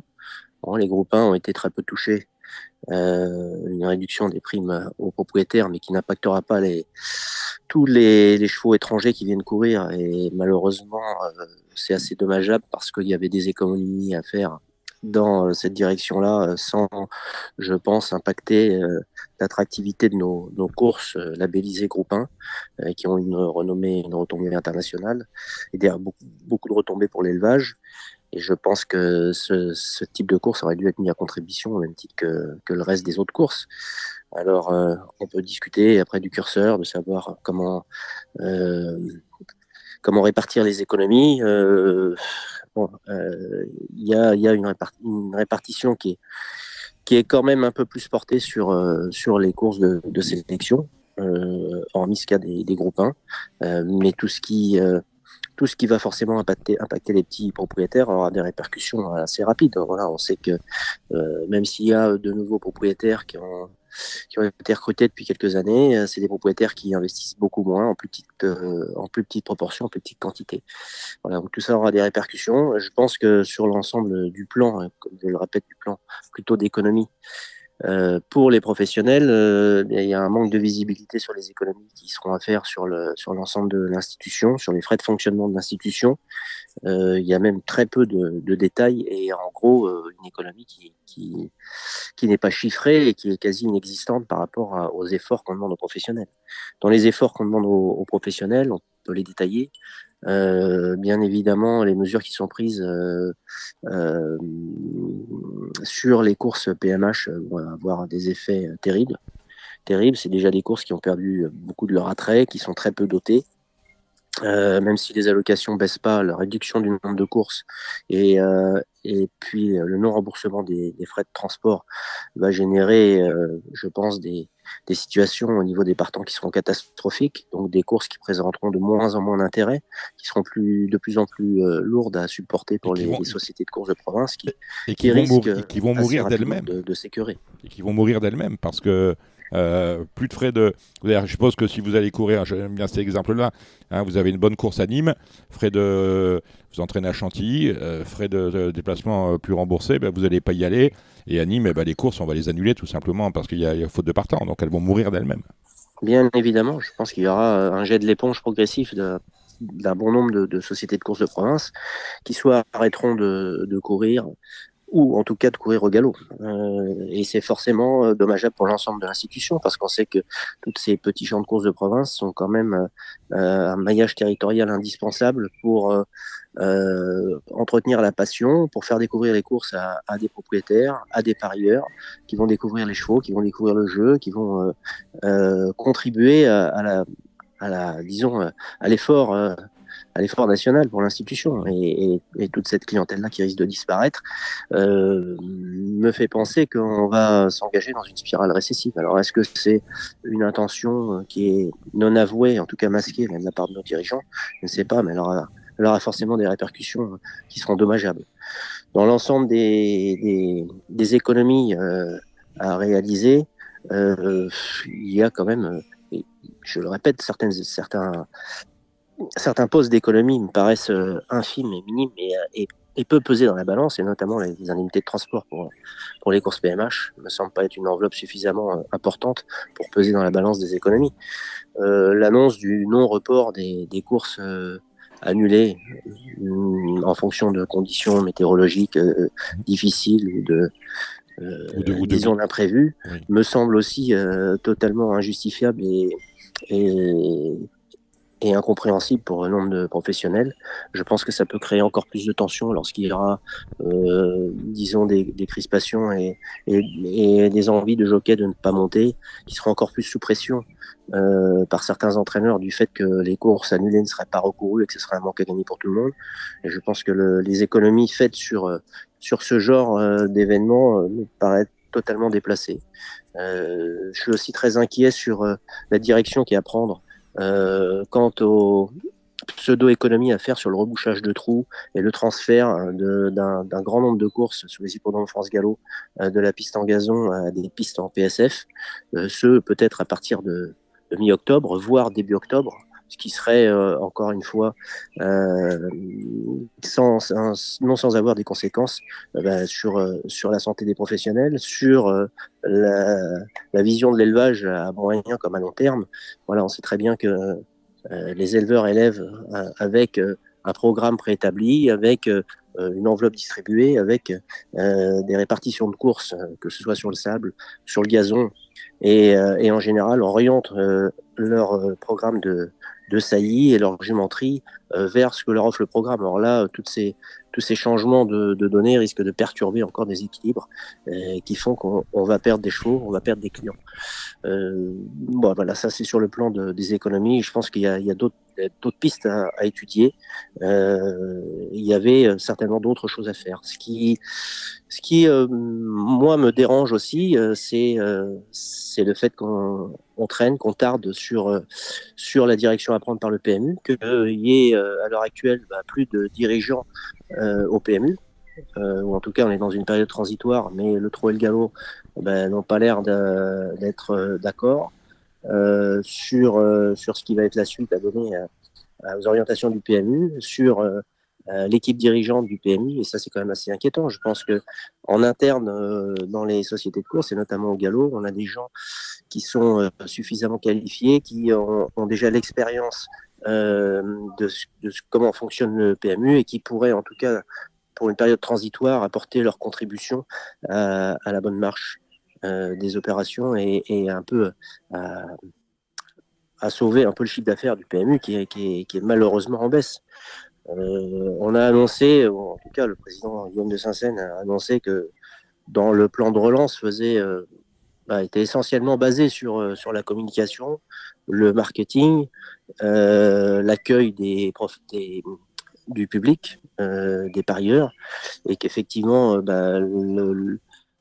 l'avenir des courses repassait par la conquête du public, que les générations de joueurs se nourrissaient d'expériences courses et qu'il fallait donc inciter les gens à venir aux courses. Fort heureusement, c'est une bonne chose. Je pense que ça fait 30 ans qu'on s'est désintéressé du problème. On en paye aujourd'hui les conséquences de manière de plein fouet. Et voilà, on n'a pas senti venir cette problématique. Et là, on va se mettre à la régler, mieux vaut tard que jamais, mais on va se mettre à la régler très tardivement, alors qu'il n'y a pas eu de prise de conscience. Donc je suis assez réjoui qu'on axe le plan de relance en partie sur l'accueil du public, sur la conquête de notre clientèle joueur, voire propriétaire pour ceux qui franchiront le pas, et qu'on fait des efforts en ce sens-là, mais ça me paraît être la moindre des choses. Ce qui, moi, me dérange aussi, c'est qu'il n'y ait pas, parallèlement à ça, une grande idée novatrice avec une vision de l'avenir des courses. Je pense qu'on est peut-être arrivé au bout de l'exploitation d'un système, que la société change, que les besoins changent, les envies changent, les désirs du public et les désirs de divertissement changent. Donc il y a peut-être, en tout cas moi je ne l'ai pas, mais il faut peut-être regarder ailleurs, à l'étranger, voir comment les courses évoluent. Dans les pays où les courses sont encore florissantes et dont l'industrie des courses est encore florissante, et se dire qu'il y a peut-être des idées à prendre et peut-être les remanier, peut-être les travailler, mais essayer de redonner un avenir aux courses avec un format différent, avec des idées différentes. Alors, ça passera peut-être par une transformation douloureuse, mais en tout cas, je ne vois pas ça dans le plan de relance. Je ne vois qu'un plan d'économie d'urgence et un espoir quant à une fréquentation qui serait en légère hausse. Voilà. Mais tous ces effets-là vont être longs à être ressentis. Et pour moi, pour redresser la barre, il va falloir apporter des idées bien plus novatrices. Donc voilà, un constat qui est sur ce plan de relance qui est quand même assez critique de ma part dans le fait où hormis le plan d'économie qui est sans doute à revoir détail par détail, mais dans l'ensemble on le comprend. Nous professionnels on le comprend. On aimerait surtout avoir une vision d'avenir sur l'institution des courses et sur ce que doivent devenir les courses, peut-être se moderniser et se transformer complètement pour pouvoir survivre à l'avenir. Merci Mathieu Boutin. Voilà, il n'y a rien à ajouter. Je pense que vous avez été extrêmement synthétique, extrêmement précis, extrêmement clair. Chacun appréciera votre propos. Merci Mathieu. Merci à vous. Bonne soirée. On va retrouver maintenant Philippe Faucampré, président de l'association des propriétaires au galop. Philippe Faucampré, bonsoir. Bonsoir. Alors nous venons d'entendre Adrien Montoil, président des PP, qui a appelé de ses voeux l'unité face à la léthargie du PMU. Il faut reprendre en main le PMU et aller vite. Opération commando demandée par Adrien Montoil. On a ensuite entendu Mathieu Boutin qui nous a fait dresser un tableau noir et nous a fait comprendre finalement que nous étions à la fin d'une génération sacrifiée. On avait beaucoup dépensé et peu investi dans l'avenir. Là, on nous sert un plan de relance qui n'en est pas un. Plan d'économie, nous dit Mathieu Boutin. Je pense que vous serez d'accord avec Mathieu, Philippe Faucampré. Mais surtout, l'inquiétant, c'est que, à part nous dire le monde revient aux courses, ceci, cela, dans ce plan 2030, c'est aussi son nom, il y en a plein, son nom. Je veux dire, on n'a pas vu grand-chose arriver. Est-ce que demain est bien préparé par les instances actuelles de France Gallo? Philippe Faucampré, président du syndicat national des propriétaires au galop, bonsoir. Bonsoir. Écoutez, dans l'ensemble, on nous a présenté un plan qui devait être un plan de relance que j'ai tout de suite nommé un plan d'austérité. J'ai publié dans la semaine une demande légitime d'explication. Nous n'avons ni les uns ni les autres été contactés avant que ces décisions soient prises. On nous met au pied du mur. Maintenant, il y a certaines obligations qui doivent exister et dont on n'a pas été prévenu. Par exemple, l'intervention du contrôleur d'État, là, l'IGF, oui. L'IGF va peut-être nous réserver. Il y a deux possibilités. Moi, j'estime qu'il y a deux possibilités. Il va peut-être nous réserver encore de plus mauvaises surprises en nous imposant certaines choses qui seront à ce moment-là irrémédiables pour la perte des petits propriétaires et principalement des gens qui doivent se déplacer avec les chevaux. Mais à l'inverse, on peut aussi penser que ce plan de relance fait par France Gallo était peut-être fait pour justement limiter l'impact de ce rapport, en disant on voit que France Gallo fait des efforts et à ce moment-là le rapport serait je vais pas dire une goutte d'eau, mais serait moins dramatique. Mais ça, c'est un souhait, c'est un espoir. Maintenant, moi, ce que je reproche avant tout, c'est cette non-communication. Nous n'avons rien eu, ça nous tombe sur le dos. On change les règles du jeu au milieu du match. À partir de demain, quand tu vas marquer un but contre ton camp, il comptera double. C'est à peu près ça. Maintenant, moi, j'ai des retours des propriétaires, parce que c'est eux qui sont là, qui sont à la base, comme on dit, dans nos courses alimentaires, hein, les handicaps et les réclamés Et qui les petits chevaux. fournissent à tout le monde, qui rapportent de l'argent. Ces propriétaires-là, sur les dernières décisions qui ont été prises, on peut pas dire qu'ils soient optimistes, hein, mais dans le négativisme, on est bien. Et 1 sur 2, et principalement pour les gens qui ont, je vais vous dire, entre 2 et 5 chevaux, tout le monde vous dit, on va réduire, on va couper en deux, la suite des événements. Bon, maintenant, je pense j'espère tout du moins, qu'on a encore une possibilité de discuter. Nous sommes le 1er juin, c'est applicable au 1er juillet. Au 1er juillet. Maintenant, nous savons que les programmes sont à l'imprimerie, donc on ne changera plus rien là-dessus. Hein, maintenant, il y a quelques points quand même où on voudrait avoir des détails, parce que dans la relance, c'est la relance uniquement au niveau des propriétaires, faire des économies, faites attention, mais on nous parle jamais des efforts qui sont à faire au niveau des salaires et des salariés. Ça, c'est absolument mis hors jeu. Hein, le dernier courrier que nous avions fait en union avec effectivement les PP, les éleveurs et tout le monde, la seule remarque qu'on nous a fait derrière au niveau de France Gallo, c'est de nous dire, vous vous rendez compte, si on applique votre demande de ne plus embaucher et de ne plus revaloriser les salaires, demain on aura la moitié des salariés de France Gallo qui vont se mettre en arrêt de travail. Ils sont 400, ça fait beaucoup. Quand on commence comme ça, bon. Dites-moi... Oui, ils sont 400 pour 200 au trot. On organise 7000 courses. Le trot, on organise 11 000. Bon, il y a aussi une vérité qu'on ne peut pas échapper. Au trot, ils n'ont pas bouché les trous dans l'herbe. Hein. Bon, maintenant, ça par contre, en parlant de ça également, hier, par exemple, à Lyon, c'est plus des pistes que l'on a, c'est de la route. Alors, pourquoi on a de la route ? Eh ben, c'est simple. Maintenant, on n'arrose plus. Parce qu'il faut d'une part, il faut faire des économies, et d'autre part, il ne faut pas qu'il y ait de risque de glissade. Hein, et on n'arrose plus non plus, parce que quand on arrose, on fait des trous, et il faut payer les gens pour boucher les trous. Donc, à un moment ou à un autre, on va avoir que des courses sur terrain ultra sec. Et ensuite, on vous dit dans le plan soi-disant de relance qu'on va courir en PSF. Les gens qui ont des chevaux de terrain lourds, c'est fini. Et les éleveurs qui ont des étalons qui font des chevaux de terrain lourds, c'est terminé. Je crois qu'ils peuvent changer de métier. Hein.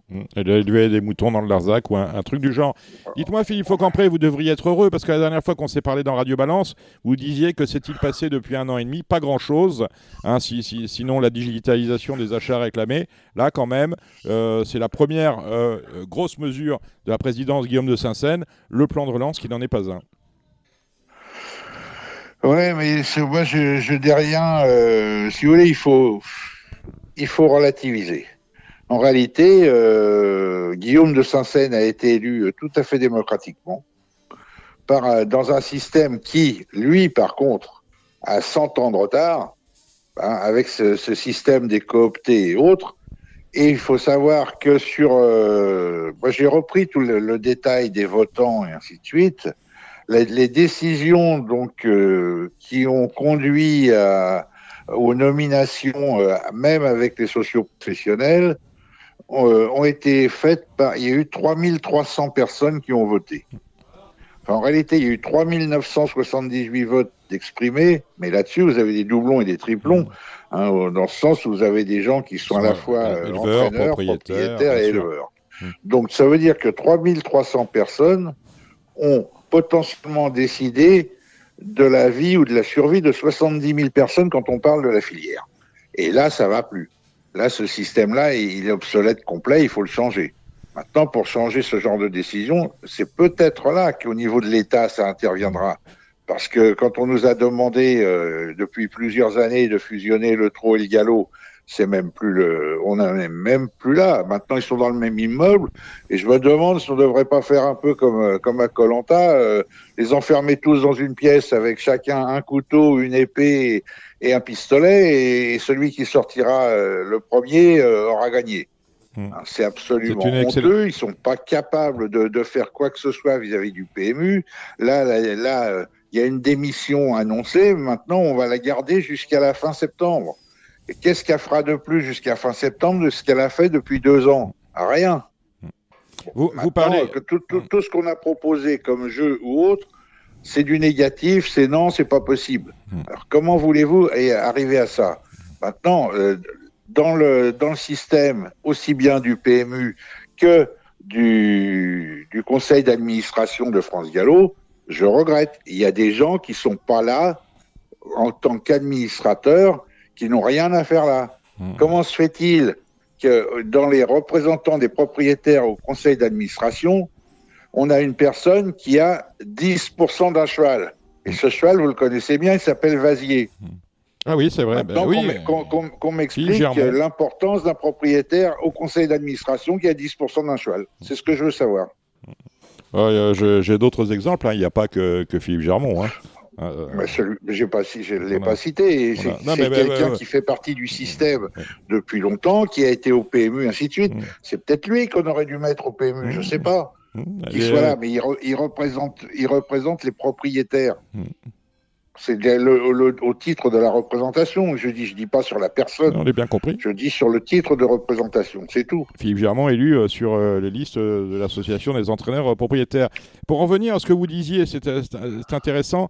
Vous parlez de l'audit commandé par la ministre des Comptes publics. C'est Amélie Montchalin, je crois, à l'inspection générale des finances, avec un rendu de copie, si ça n'a été retardé, au 1er juin, pour faire un état des lieux de l'institution des courses. Est-ce que vous avez contacté l'inspecteur des finances qui est en charge de cette grande consultation? Est-ce que vous avez une réponse? Est-ce que vous l'avez vu? Dites-nous en plus. Oui, je l'ai contacté. Je l'ai contacté mi-avril. Sachant qu'il y avait un point de passage qui était donné à fin avril. J'ai eu une réponse, on va dire, très diplomatique, très calme, en me disant merci de nous avoir contactés, nous reviendrons vers vous en cas de besoin. Donc il peut, alors, je sais pas, je peut-être vous appeler demain, avant demain soir. Je suis pas le seul à être intervenu. Si nous avons tous la même réponse, si c'est un copier-coller, bon, écoutez, ça veut dire que les décisions sont déjà prises. Bon, maintenant, les décisions, on ne les connaît pas. C'est comme le reste, on est au courant de rien. Quand vous posez des questions, oui, vous les avez vues? Oui, on les a eues. Point, barre. Il y a des voix que l'on n'a pas entendues, des réactions qu'on n'a pas entendues, je pense aux éleveurs, qui pourtant, en réaction, vont être impactés par ce plan d'économie. Comment vous expliquez ce silence assez assourdissant, Philippe Aucampré? Moi, écoutez, j'explique qu'on a fait un premier courrier qui était à la base présenté par les éleveurs, auquel nous sommes associés. Ce premier courrier, je vous ai parlé tout à l'heure, qui n'a pas été, qui était, lui, bien avant le conseil d'administration. Il n'y a rien eu de fait, rien de suivi. Maintenant, les éleveurs sont importants dans le système. Moi, je vous dis, j'ai fait une relance il y a une semaine. J'ai juste eu réponse des PP, de l'AEP, mais j'ai pas eu de nouvelles des éleveurs qui, vous savez, on arrive à un moment ou à un autre, c'est dans le style qui dit mot consent. Alors peut-être qu'ils se sentent actuellement moins impactés, mais au final, ils seront tout aussi impactés que nous, hein, parce que il n'y a pas que des grands éleveurs. Hein, et les petits éleveurs, maintenant, on sait bien que c'est le système d'un côté, c'est le système Arcana, et de l'autre côté, c'est le système Le Bon Coin. Hein, donc, on n'est plus du tout dans un répertoire d'équité. Bon, mais tout ça pour dire, au départ, moi, à la base, j'essaye de parler, c'est pas faire sans arrêt la révolution. Bon, dès le départ, quand j'ai été élu, on m'a nommé comme j'ai eu le titre de responsable des propriétaires provinciaux et des petits. Mais je suis le représentant de tous les propriétaires. Et actuellement, quand on voit ce qui se passe, bon, vous regardez les résultats des courses, même les grandes écuries, maintenant, viennent courir nos petits handicaps. Hein, c'est la preuve que même chez eux, ils roulent pas sur l'or. On le sait. En tout cas, ils optimisent il faut que chacun mette ce qu'il faut, reste à sa place et qu'on aille discuter. Mais la chose principale, il faut avoir au niveau du conseil d'administration des gens qui sont compétents dans le système. Et actuellement, ce n'est pas le cas. Donc, quand je dis, après, quand c'est présenté au niveau des élus, ce n'est qu'une boîte à signatures. Bon, alors, peut-être qu'en arrivant, il y a des choses à évoluer. Peut-être que si on était, quand il y a toutes ces réunions, ainsi de suite, si c'était en vidéo, qu'on puisse non pas intervenir, mais les voir, on verrait bien qui intervient réellement. Parce que là, on ne sait pas. Ce sont entre guillemets, ce sont des fantômes. Quand tu dis, il y a quelqu'un qui a fait ça. C'est pas moi, c'est l'autre. C'est ça qu'il faut arrêter. Il y a des gens, il y a des intervenants. Bon. Et maintenant, après, quand on en parle en extérieur, ah non, mais moi, j'étais pas d'accord. Mais qu'est-ce qui nous prouve que celui-là, ou que celle-là n'était pas d'accord? On n'a rien. Il y a un service. Moi, l'impression que ça me donne, il y a un service à France Gallo de communication où ils n'ont pas toutes les cases. C'est pas possible. Quand on en parle aux gens comme vous de la presse, ainsi de suite, tout le monde, on a les mêmes réactions, on a les mêmes choses. Et que ça soit au moment où les jockeys, parce qu'ils ils refusent de monter pour des raisons qui sont très très valables à leur niveau à eux, mais à notre niveau à nous, elles sont pas valables. Hein, et quand on vous dit derrière, on ne reprogrammera pas et on gardera l'argent des courses qui ont été supprimées, c'est le summum quand même. Vous pensez que France Gallo peut reculer sur certaines des mesures qui ont été annoncées, Philippe Faucampré? C'est pas reculer, moi c'est discuter et on a encore un mois. Bon, je vous dis, il y a des choses qui changeront pas.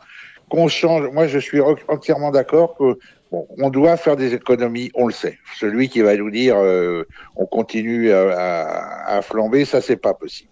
Mais que ces économies, on les prépare sur un budget 2026 et que pour l'instant on dit on a déjà fait le système là en baissant les allocations, mais pour le reste, par exemple, moi dans les adhérents, j'ai fait un repas de 40 propriétaires samedi dernier à Marseille. Et hier, j'étais au Lion d'Angers pour l'Assemblée Générale de l'Ouest. 75, voire 80% des gens qui étaient là, le problème qui bloque, c'est pas la baisse des allocations, parce qu'ils sont conscients. Mais la chose qui bloque complètement, c'est la suppression des indemnités de transport. Pour les PMH.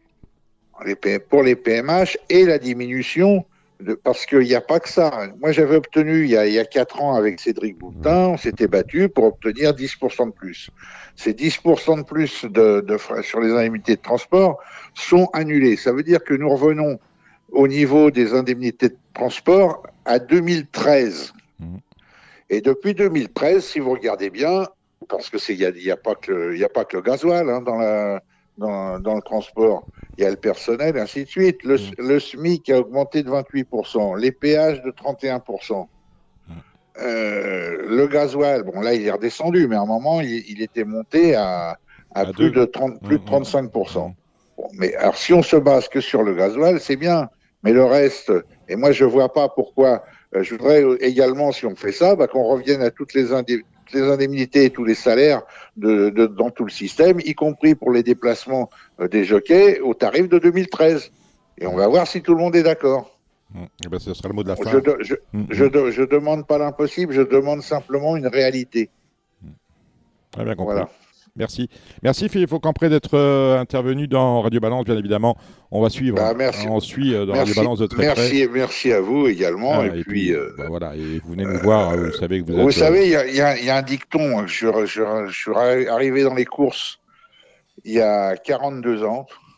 J'avais un entraîneur à l'époque qui s'appelait Monsieur Raymond Toufflant, qui était un grand monsieur, et qui un jour m'a dit Monsieur Faucampré, ne vous inquiétez pas, dans le milieu des courses, il y a un adage. Les propriétaires passent, les entraîneurs restent, et la mère des chevaux n'est pas morte. Et voilà où on en est. Et ben voilà, super. Merci Philippe Faucampré. Fin de cette rubrique assez longue et très intéressante, très enrichissante. J'espère que vous en conviendrez avec moi sur la situation de l'institution en général et de France Gallo en particulier. Et n'oubliez surtout pas que c'est tous unis que nous y arriverons. Merci Philippe. Merci. Avec Genibet.fr, vous aurez toutes les infos pour faire votre papier, vous pourrez profiter des meilleurs rapports en jeu simple et surtout, vous ferez la différence avec le Super Top 5, le meilleur des paris sur la course événement. Les pronos de l'obstacle, c'est avec Dylan Bilot. Salut Dylan. Salut, bonjour à tous. Et l'obstacle ce week-end, c'est à Auteuil avec samedi, une réunion qui commence très tôt, à 11h. 11h pile, il me semble, 11h pile pour la première, mais le Super Top 5 sur Genibet, c'est la 8e, le prix Ardati. Pour des 5 ans et plus sur les haies, 3600 mètres. Est-ce que tu es d'accord? Alors, dès que j'ai vu les partants, mon œil est allé sur Fiction du Berlay, le numéro 5. Est-ce que tu es d'accord avec ça? Moi, je pense que ça va être ma favorite aussi. C'est une jument qui fait toutes les arrivées. J'aime beaucoup aussi. Derrière, qui on peut associer. Alors, moi, j'ai vu Lucky One, qui est le numéro 10, qui a fait une belle course dernièrement. Qui avait fait des vraies pertes, qui avait gagné un groupe 3 Auteuil. Et j'aurais ajouté, j'aurais gardé Jumper Bay aussi. Jumper Bay, le numéro 8. 8. Ouais. Ensuite, derrière, il y a Calibre, le numéro 2, qui est en forme cette année. Qui revient sur les haies. Il avait gagné un Super Top 5 à un quintet, il me semble, sur ce parcours-là. Il y a Lyon Kirikou, le numéro 9. On a vu sa ligne, c'était mardi dernier, dans le quintet. Ouais, c'était bien aussi. Bien aussi. Et pour un autre, il y aura le 15 Jabarossa, qui a bien couru dernièrement. Est-ce que tu as un autre à citer ou pas? Non, moi j'aurais mis en fin de combinaison Illico. C'est un cheval qui sait tout faire. L'autre jour, il court pas si mal que ça. À garder quand même, en fin de combinaison. Illico, le numéro 11. Voilà, ça c'est pour le Super Top 5, c'est la 8e. La première, le prix Stanley, c'est Nisted sur 3500 mètres. Est-ce que le 4 Chanel Maestro a bien couru? Est-ce que ça serait ton favori? J'aime beaucoup, mais ce sera pas mon favori. Mon favori, ce sera le 3 Turenne. Il vient de faire vraiment un truc très sympa à Compiègne. J'en attends une confirmation avec Johnny à Auteuil. Très bien. Est-ce que qui tu veux associer derrière, qui tu redoutes? Moi, j'aurais associé l'As, The Mighty Celt. Le jour, c'était trop mauvais pour être vrai. Pour moi, c'est un vrai bon choix. D'accord. Moi, j'allais différemment. J'allais sur le 4 Shannon Maestro. Le 5 Malade du Matin, je pense que sur 3500 mètres, ça sera un peu mieux. Oui, aussi, c'est un bon choix. Là. Même si, alors, c'est vrai, il faut pas oublier qu'il y a le terrain qui est rapide. Alors, ça a peut-être changé des choses. Et It's Now, le 2, a très bien gagné. La dernière fois, je sais qu'il est estimé apparemment. Ça va être une belle course. Oui, c'est une belle course à voir en tout cas. La deuxième, le prix La Périchole sur un groupe 3 pour des 4 ans. Mon favori, ça serait le 2 Polo et Marie. Et toi? Moi, ce sera Polo et Marie et le 8 Kirakin. Kirakin, d'accord. Kirakin. Avec Gabin Meunier. Derrière, pour jouer des top 4 ordres, je reprends le brio des mottes. Je pense que le 4 peut prendre sa revanche sur Lolita des mottes, le 9. Ouais, et moi je prendrais le Carignan, qui a bien gagné l'autre jour. Le Carignan, oui, le numéro 1. Qu'est-ce que tu peux dire sur Wells Park avec Johnny Charon, le numéro 3? C'est une première fois en steeple, directement dans un groupe. Bah, je sais que Daniel Amélie l'aime bien. Voilà, faut voir. Après, on va prendre la température.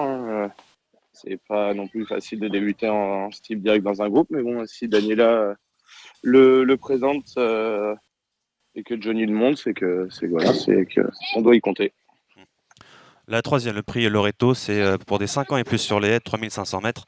Que vois-tu dans cette course-là? J'aurais dit le numéro 11, Shinko du Fichot, et le 6, King of Freedom, qui l'autre jour est quatrième, a montré le bout de son nez dans un meilleur lot que ça. Bon. Et j'en rajouterais peut-être le 5, Zinoa, qui est une bonne rentrée deuxième. Également, ouais. La quatrième, c'est le prix Beau Manoir. C'est sur 3500 mètres pour des 4 ans sur les haies. J'ai bien aimé les débuts de Little Angel du Seuil, le numéro 4. Ouais, super. Ça a l'air d'être un très bon cheval aussi. Puis moi, j'aime beaucoup le numéro 2, Libre Arbitre. J'aime beaucoup ce cheval. Et j'ajouterais l'Eureka du Loyal 5, qui a bien débuté aussi. Et pour aller sur la ligne de libre arbitre, le Fordino, le numéro 8, avait débuté dans cette course-là. Ouais, Gabin, c'est un cheval que Gabin aime bien à suivre aussi. Et alors, peut-être pas pour aujourd'hui, mais l'étonnante Swin, c'était très bien en plat, en AQPS. À regarder encore, mais à regarder en gardant un œil sur ce numéro 11. Oui, il va bien regarder, je pense aussi. Ouais. Il y a Johnny Charon sur le 12, qu'est-ce que tu peux nous en dire, David Cotin? Eh ben, Johnny ne l'a pas sauté, mais Gabin l'a pratiqué 2 fois. Il a beaucoup aimé. Donc voilà, c'est pour ça que, comme Gabin avait débuté Fordino, il le remonte. Et puis voilà, j'ai pu mettre Johnny sur Sharina. Donc ça peut être une bonne chance aussi, parce que Gabin, je sais que voilà, en l'ayant pratiqué le matin, il l'a vraiment bien aimé. Très bien. La cinquième. C'est le steeple pour des 5 ans et plus, un handicap de catégorie. Quel est comment tu aborderais cette course-là? Bah, moi, mon favori va être Mandarin Basque. Numéro 2. Le numéro 2. Léopold s'entend super bien avec. Il va très bien courir.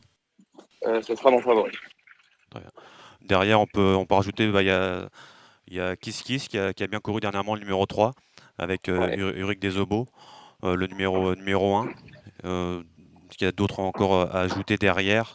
Bon, Chiquito fait toutes ses courses. Le 10, oui. En haie ou en steeple, ça j'aime bien ce cheval-là, le 10, voilà. Et puis, s'il en fallait en rajouter un autre, j'aurais mis Stéomaker, le 4. Très bien. La sixième. La sixième, c'est un handicap de catégorie pour des 4 ans avec des chevaux que l'on connaît bien. Que tu peux nous dire sur tes jockeys dans cette course-là? Il y a le 10 Galliador, par exemple, avec Gabin. Ouais, Galliador, moi, c'est un cheval que Gabin va découvrir, mais que j'ai vraiment bien aimé ses courses. Donc, c'est un cheval auquel je suis content que Gabin soit associé. Donc, on va voir, il a un petit poids. Mais bon, ma meilleure chance dans mes jockeys, je pense que c'est le 4 Lancier qui a fait quelque chose qui sortait de l'ordinaire la dernière fois. Oui, c'est vrai que fallait pas le rater. Je l'ai raté ce jour-là, moi, Lancier. Ah. Alors je crois, je l'avais joué les deux dernières fois à Pourtant, Auteuil. je l'avais dit dans les dernières émissions. C'est vrai. Il a joué les 2 dernières fois à Auteuil, là je l'ai pas joué. Mais bon. Et on rajoute derrière, il y a Damon Duberlet qui a remontré enfin le bout de son nez, la dernière fois, le numéro 2. Il y a It's Win O'Clock, le numéro 3, qui a peu d'expérience, mais qui court bien tout de même sur ce début de carrière. Ouais. Et puis moi, j'enlèverais quand même pas Jeans. C'est quand même un des chevaux normalement de cette génération-là. Si Michael Sor le représente, c'est que le cheval doit être bien. Mais c'est vrai que pour le moment, on n'a pas revu le Jean d'il y a 3 ans, quand il y avait 3 ans l'année dernière. Voilà. Bon. La septième, le prix des drags, c'est un groupe 2 pour des 5 ans et plus. Alors tout de suite, j'ai vu Cash Dame le numéro 1, même si c'est pas vraiment son terrain, mais est-ce que c'est ton favori, tu vas contre? Pour moi, ça va être le terrain de Pistache Doré. Et Pistache Doré, sur cette piste-là, va être sur ce terrain-là est compliqué à battre déjà en haie, je pense. Donc voilà, je pense que ça va être une vraie première chance. Je sais que c'est vraiment son terrain de prédilection. Pistache Doré, le numéro 9, en plus il a 65 kg, 3 kg de moins par rapport à Cash Dame. Donc c'est à noter Également. Johnny le connaît sur le bout des doigts, donc voilà. Derrière, il y a Cador de Sierre qui vient de faire sa rentrée. Lui aussi a déjà fait le terrain rapide, il me semble, si j'ai un doute maintenant. Voilà. Cador a fait tous les terrains, je crois. Ouais. Il fait tous les terrains, Cador. Numéro 8. Un bon cheval aussi, ouais. Bon cheval aussi qui va avoir une bonne chance. Et pas oublier Bon Garçon quand même, même s'il est décevant un peu sur sa dernière course, mais ça reste un bon cheval, le numéro 6. C'est un bon cheval aussi, ouais. Donc alors toi, oui, pistage doré, au moins là, on n'a pas de doute sur le terrain. Le numéro 9. Non, quand il a gagné son groupe en haie, c'était terrain similaire. Il avait quand même battu Kingland, Kibbutz, gardien de musée, comme à la parade. Donc je pense que c'est un grand cheval de ce terrain-là. Il peut faire une bonne journée, Johnny Charon, j'ai l'impression. C'est pour ça que j'ai pris son joker. Ouais. C'est que là, ah oui. Il fallait. La 8e, on en a parlé, c'est le Super Top 5. La 9e, le prix Hypothèse. Un groupe 3 pour des 5 ans et plus sur les 4300 mètres. Quel est ton favori? Mon favori sera Square Saint-Roch. Square Saint-Roch, le numéro 8. Ouais, le numéro 8, qui est pour moi le cheval de la course. Qui va être dur à battre, je pense. J'avais été déçu de Candy Park la dernière fois. Qu'est-ce que tu peux nous en dire, le numéro 9? Oui, un petit peu comme vous. Après, voilà, c'est pareil. Si Daniela Mêlé le représente, c'est que le cheval est bien. Je sais que voilà, il a bien travaillé le matin, donc les feux sont ouverts aussi. Candy, oui, il faut pas l'oublier. C'est un bon cheval. Donc le 8 Square Saint-Roch et le 9 Candy Park. Et la dernière c'est la 10e, le prix Gacko sur 3600 mètres pour des 5 ans et plus. Que vois-tu dans cette course-là? Eh ben moi je vois King of Run. Après avec la piste un peu rapide, bon il fait toutes les pistes aussi King, mais je le vois bien. Il s'entend bien avec sa partenaire, donc pourquoi pas. C'est King of Run, c'est le numéro 2. J'avais bien aimé la dernière course de Dinosaur, le numéro 1, il était bien dans le rond. Il avait conclu 3e, c'était une bonne performance. Ouais, c'est un cheval aussi qui est bien. Et puis moi j'aime bien alors il a pas montré grand chose, mais Pastoureau le 5, pourquoi pas en fin de combinaison. Je pense qu'il a rien montré encore, mais ça va pas tarder. Et il y a Amandio qui a gagné très facilement. Alors, pour sa première fois l'entraînement. Il a gagné tout seul l'autre jour. Ouais, pour la première fois l'entraînement de Noël Georges. Le numéro 7 avait gagné très facilement, donc à ne pas oublier. Voilà pour la réunion d'Auteuil samedi. Merci beaucoup, Dylan. Merci à vous. À bientôt. Merci, à bientôt. Avec Genibet.fr, vous aurez toutes les infos pour faire votre papier, vous pourrez profiter des meilleurs rapports en jeu simple et surtout, vous ferez la différence avec le Super Top 5, le meilleur des paris sur la course événement. Bonjour Dominique, bonjour à toutes et à tous. On se retrouve pour faire le papier des réunions trop du week-end. On va attaquer ce samedi sur l'hippodrome de Caen. Réunion plutôt intéressante. La première course, une épreuve sous la selle, j'ai mis le 10, forcément Millésima, qui s'est imposé dans un excellent style pour ses débuts en piste. C'était sur le parcours du jour, au verdict du chrono 1:15,9. Si elle réédite, évidemment, elle peut doubler la mise. J'ai beaucoup aimé également la qualif de l'inédite Las Mamma Mia de Loup. La queue en panache s'est qualifiée toute seule en solitaire, dernier kilomètre 16,5. J'ai hâte de la voir débuter en compétition. La deuxième, toujours une épreuve réservée à la jeunesse. Le 2 Mountain, qui n'a été drivé qu'une fois par son entraîneur Julien Dubois. Ça s'était concrétisé par une facile victoire à Vire. Le 11, Mamma Mia des Aris, qui est issue d'une excellente souche maternelle, c'est une sœur du bon héraldique notamment. Elle s'est imposée plaisamment sur l'herbe de Rannes. Elle pourra, pourquoi pas, rééditer sur le dur. On pourrait également citer le numéro 4, Metsuyan Era. Ce sera avant tout une question de sagesse avec elle. Dans la troisième course, le 9, Coranto Bello apparaît un petit peu comme l'un des soleils de cette réunion. Il vient de réaliser d'excellents débuts sous la selle. Il trottait 13 sur le parcours. Il était battu que par une 4 ans. Cette fois, les 4 ans ne sont pas sur sa route. Ça peut lui permettre d'ouvrir son palmarès dans la spécialité. Dans la quatrième course, j'ai été assez emballé par la victoire du numéro 7, l'Encyclopédie en dernier lieu. C'était sur l'hippodrome de Lisieux. C'était une première sous l'entraînement de Guillaume Gillot. Elle était déférée des 4 pieds pour la première fois. Elle s'est envolée. Elle sera à nouveau présentée dans cette configuration. Elle sera également à nouveau confiée à Johan Le Bourgeois, donc je pense qu'elle peut rester invaincue cette année. Il faudra battre quand même la coalition de Sébastien Arnaud, qui est bien armé, avec le 4, Lady de Neuilly qui est plaqué devant pour la première fois et le 5, Lucky Fonce Pilla qui a gagné pour sa seule sortie sur l'hippodrome de Caen. Dans la 5e course, je vous invite à racheter le numéro 8, un Jupiter Planchette qui sera certainement mieux sur le dur que sur l'herbe. Le 3, Jalanski qui a donné des regrets à Mêlée du Maine. Cette fois, on a l'aide de Mathis Champenois, un apprenti en grande forme, donc attention à lui. Dans la 6e course, le 7, Lugano du Cadran. Bon droitier, il est allégé devant pour la première fois de l'année. On a Gabi Gélormini sans sulky, ça sent plutôt bon. Dans la 7e course, j'aime bien le 12, Jade d'Érable, qui est totalement déchaussée cette fois. Elle est également invaincue en 2 sorties sur les plantes de Caen. Ça a l'air d'être une bonne base. Il faudra, pour vaincre, battre le 10, Jofesca Buissonnet, qui était en grande forme à l'heure actuelle. On termine avec la 8e et dernière course, le 10, Jackson Aufort qui reste sur 2 faciles victoires sur cette piste de Caen et qui va tenter de confirmer. Attention au 15, Jet Nantais qui n'a jamais déçu à la Prairie. Le 13, Just du Châtelet qui vient de renouer avec la victoire sur les programmes de Vichy. Je vous invite à racheter le 4, Jazz d'Olivry, il courait la même course que Just du Châtelet en dernier lieu. Et on a le 12, Jura, qui ne tient plus dans sa peau en ce moment. Un petit mot sur la réunion de ce samedi à Agen.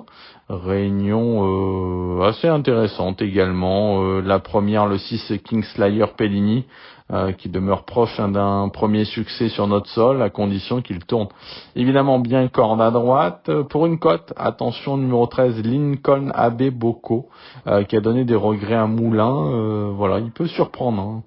Attention, n'hésitez pas à le glisser dans vos champs réduits. On passe à la 5e, les autres courses m'ont pas emballé. Donc la 5e, le 10, Captain Juliamon, qui détient les meilleurs titres. Il a lutté ces dernières semaines avec des chevaux comme Carambar, Kyoto Digeo ou encore Keep Your Dreams.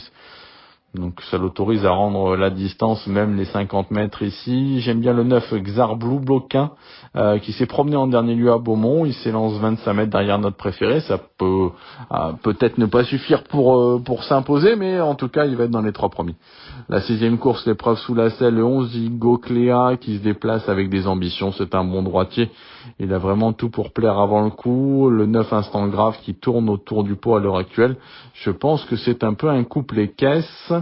Dans la 7e course, le 3, Meiyou du Campus, qui va apprécier le profil coulant de cette piste. À battre le 4, Mikado de Piémont, hélas, marchand de rêve. Dans la 8e course, le 6, Hardy, qui est en grande forme. L'As au Bidlev, qui redescend de catégorie. Le 7, Invincible Bourbon. Et j'ai oublié dans la 4e course, évidemment, le 2, Ivoire Prestance. Il a fait une ligne droite très intéressante à Lisieux. En classe pure, c'est le cheval de la course. Si Théo Briand parvient à le garder au trot, il peut logiquement renouer avec la palme. On va faire un petit point sur les courses de dimanche. Dimanche, nous avons une réunion à Chartres. La première course, le 8, Japlou Carnois, qui vient de s'imposer sur ce parcours. Il peut tout à fait doubler la mise. Dans la 2e course, sous la selle, le 11, Kirghiz Speed, qui a intégré les box de Thibault Lamarre. C'est un cheval quand même de classe, qui avait donné de grosses promesses. Il fait une rentrée, mais je pense qu'il va être bien sur la fraîcheur. Il peut tout à fait faire mouche d'emblée. Il faudra battre le numéro 10, Kachina Fort Clara, qui a rejoint les box d'Alexis Grimaud cette année. Voilà, elle s'est montrée fautive à 2 reprises, mais elle vaut largement un lot comme celui-ci. La 3e, j'ai passé. La 4e, j'ai racheté le 11 Last Time, qui s'est montré fautif pour sa rentrée, qui avait montré quand même de la qualité l'an dernier. Le numéro 3, Lalique, qui adore les profils coulants corde à gauche comme Grain. Donc Chartres, c'est vraiment similaire, ça devrait lui plaire. La 5e course, le 12 Skyboard, qui vient de trotter 14-7 sur le parcours. Je pense que ça peut suffire pour rendre la distance. Dans la 7e course, le 11, Isia de Montgival et la jument de classe du lot. Elle s'est retrouvée trop loin en dernier lieu à Vincennes. Elle peut remettre les pendules à l'heure. J'aime bien le 4 devant. C'est Islor Desquèches, qui a 3 parcours dans les jambes. Il est mis en mode course cette fois. Il peut aller très loin. Et enfin, dans la 8e, le 8, un Rogue des Loises. C'est la course visée. On a couru attelé en dernier lieu en vue de cette épreuve. Il faudra redouter le 6 Elia d'RP qui est dans la forme de sa vie. Dimanche, l'étape du Trophée Vert sur les programmes de La Roche-Posay, épreuve intéressante. Je détache là Hermès Pat, qui est de mieux en mieux. Il a très bien fini à Rambouillet en étant déféré des 4 pieds. On retente l'aventure dans cette configuration. J'aime beaucoup également le 16 Gendréen, qui était très bon la dernière fois à Vincennes. Auparavant, il courait de première à Rambouillet, il était ferré, il terminait 6e. Le 14, Hannibal Tuileries, qui avait bien fait sur l'herbe par le passé. Ça, c'est mes 3 préférés. À 16-14, derrière, j'ai gardé le 6 Jour de Fête, le 5 Imhotep Fromentro, le 15 Hidalgo Deno et le 13 Greco Bello. La Réunion de Reims, ce dimanche. Réunion où j'ai sélectionné 3 courses pour vous. Dans la 4e, le 7, Los des Coupris, qui a vaincu des ferrés des 4 pieds. Le 10, Lianga, qui a été très impressionnante en dernier lieu. Et le 13, Localero, qui avait remporté la course de référence au Croisé-la-Roche. Dans la 5e course, le 6 Ismaïl Dupré, un cheval qui peut aller devant en apprenti. Je le vois aller très loin dans cette épreuve. Dans la 6e course, le 8 La Note est une rentrante de classe entraînée par la famille Chavat qui s'est préparé au mieux. C'est rentrant. Le numéro 5, Léo Dagan, qui a remis les pendules à l'heure à la mode à Laval.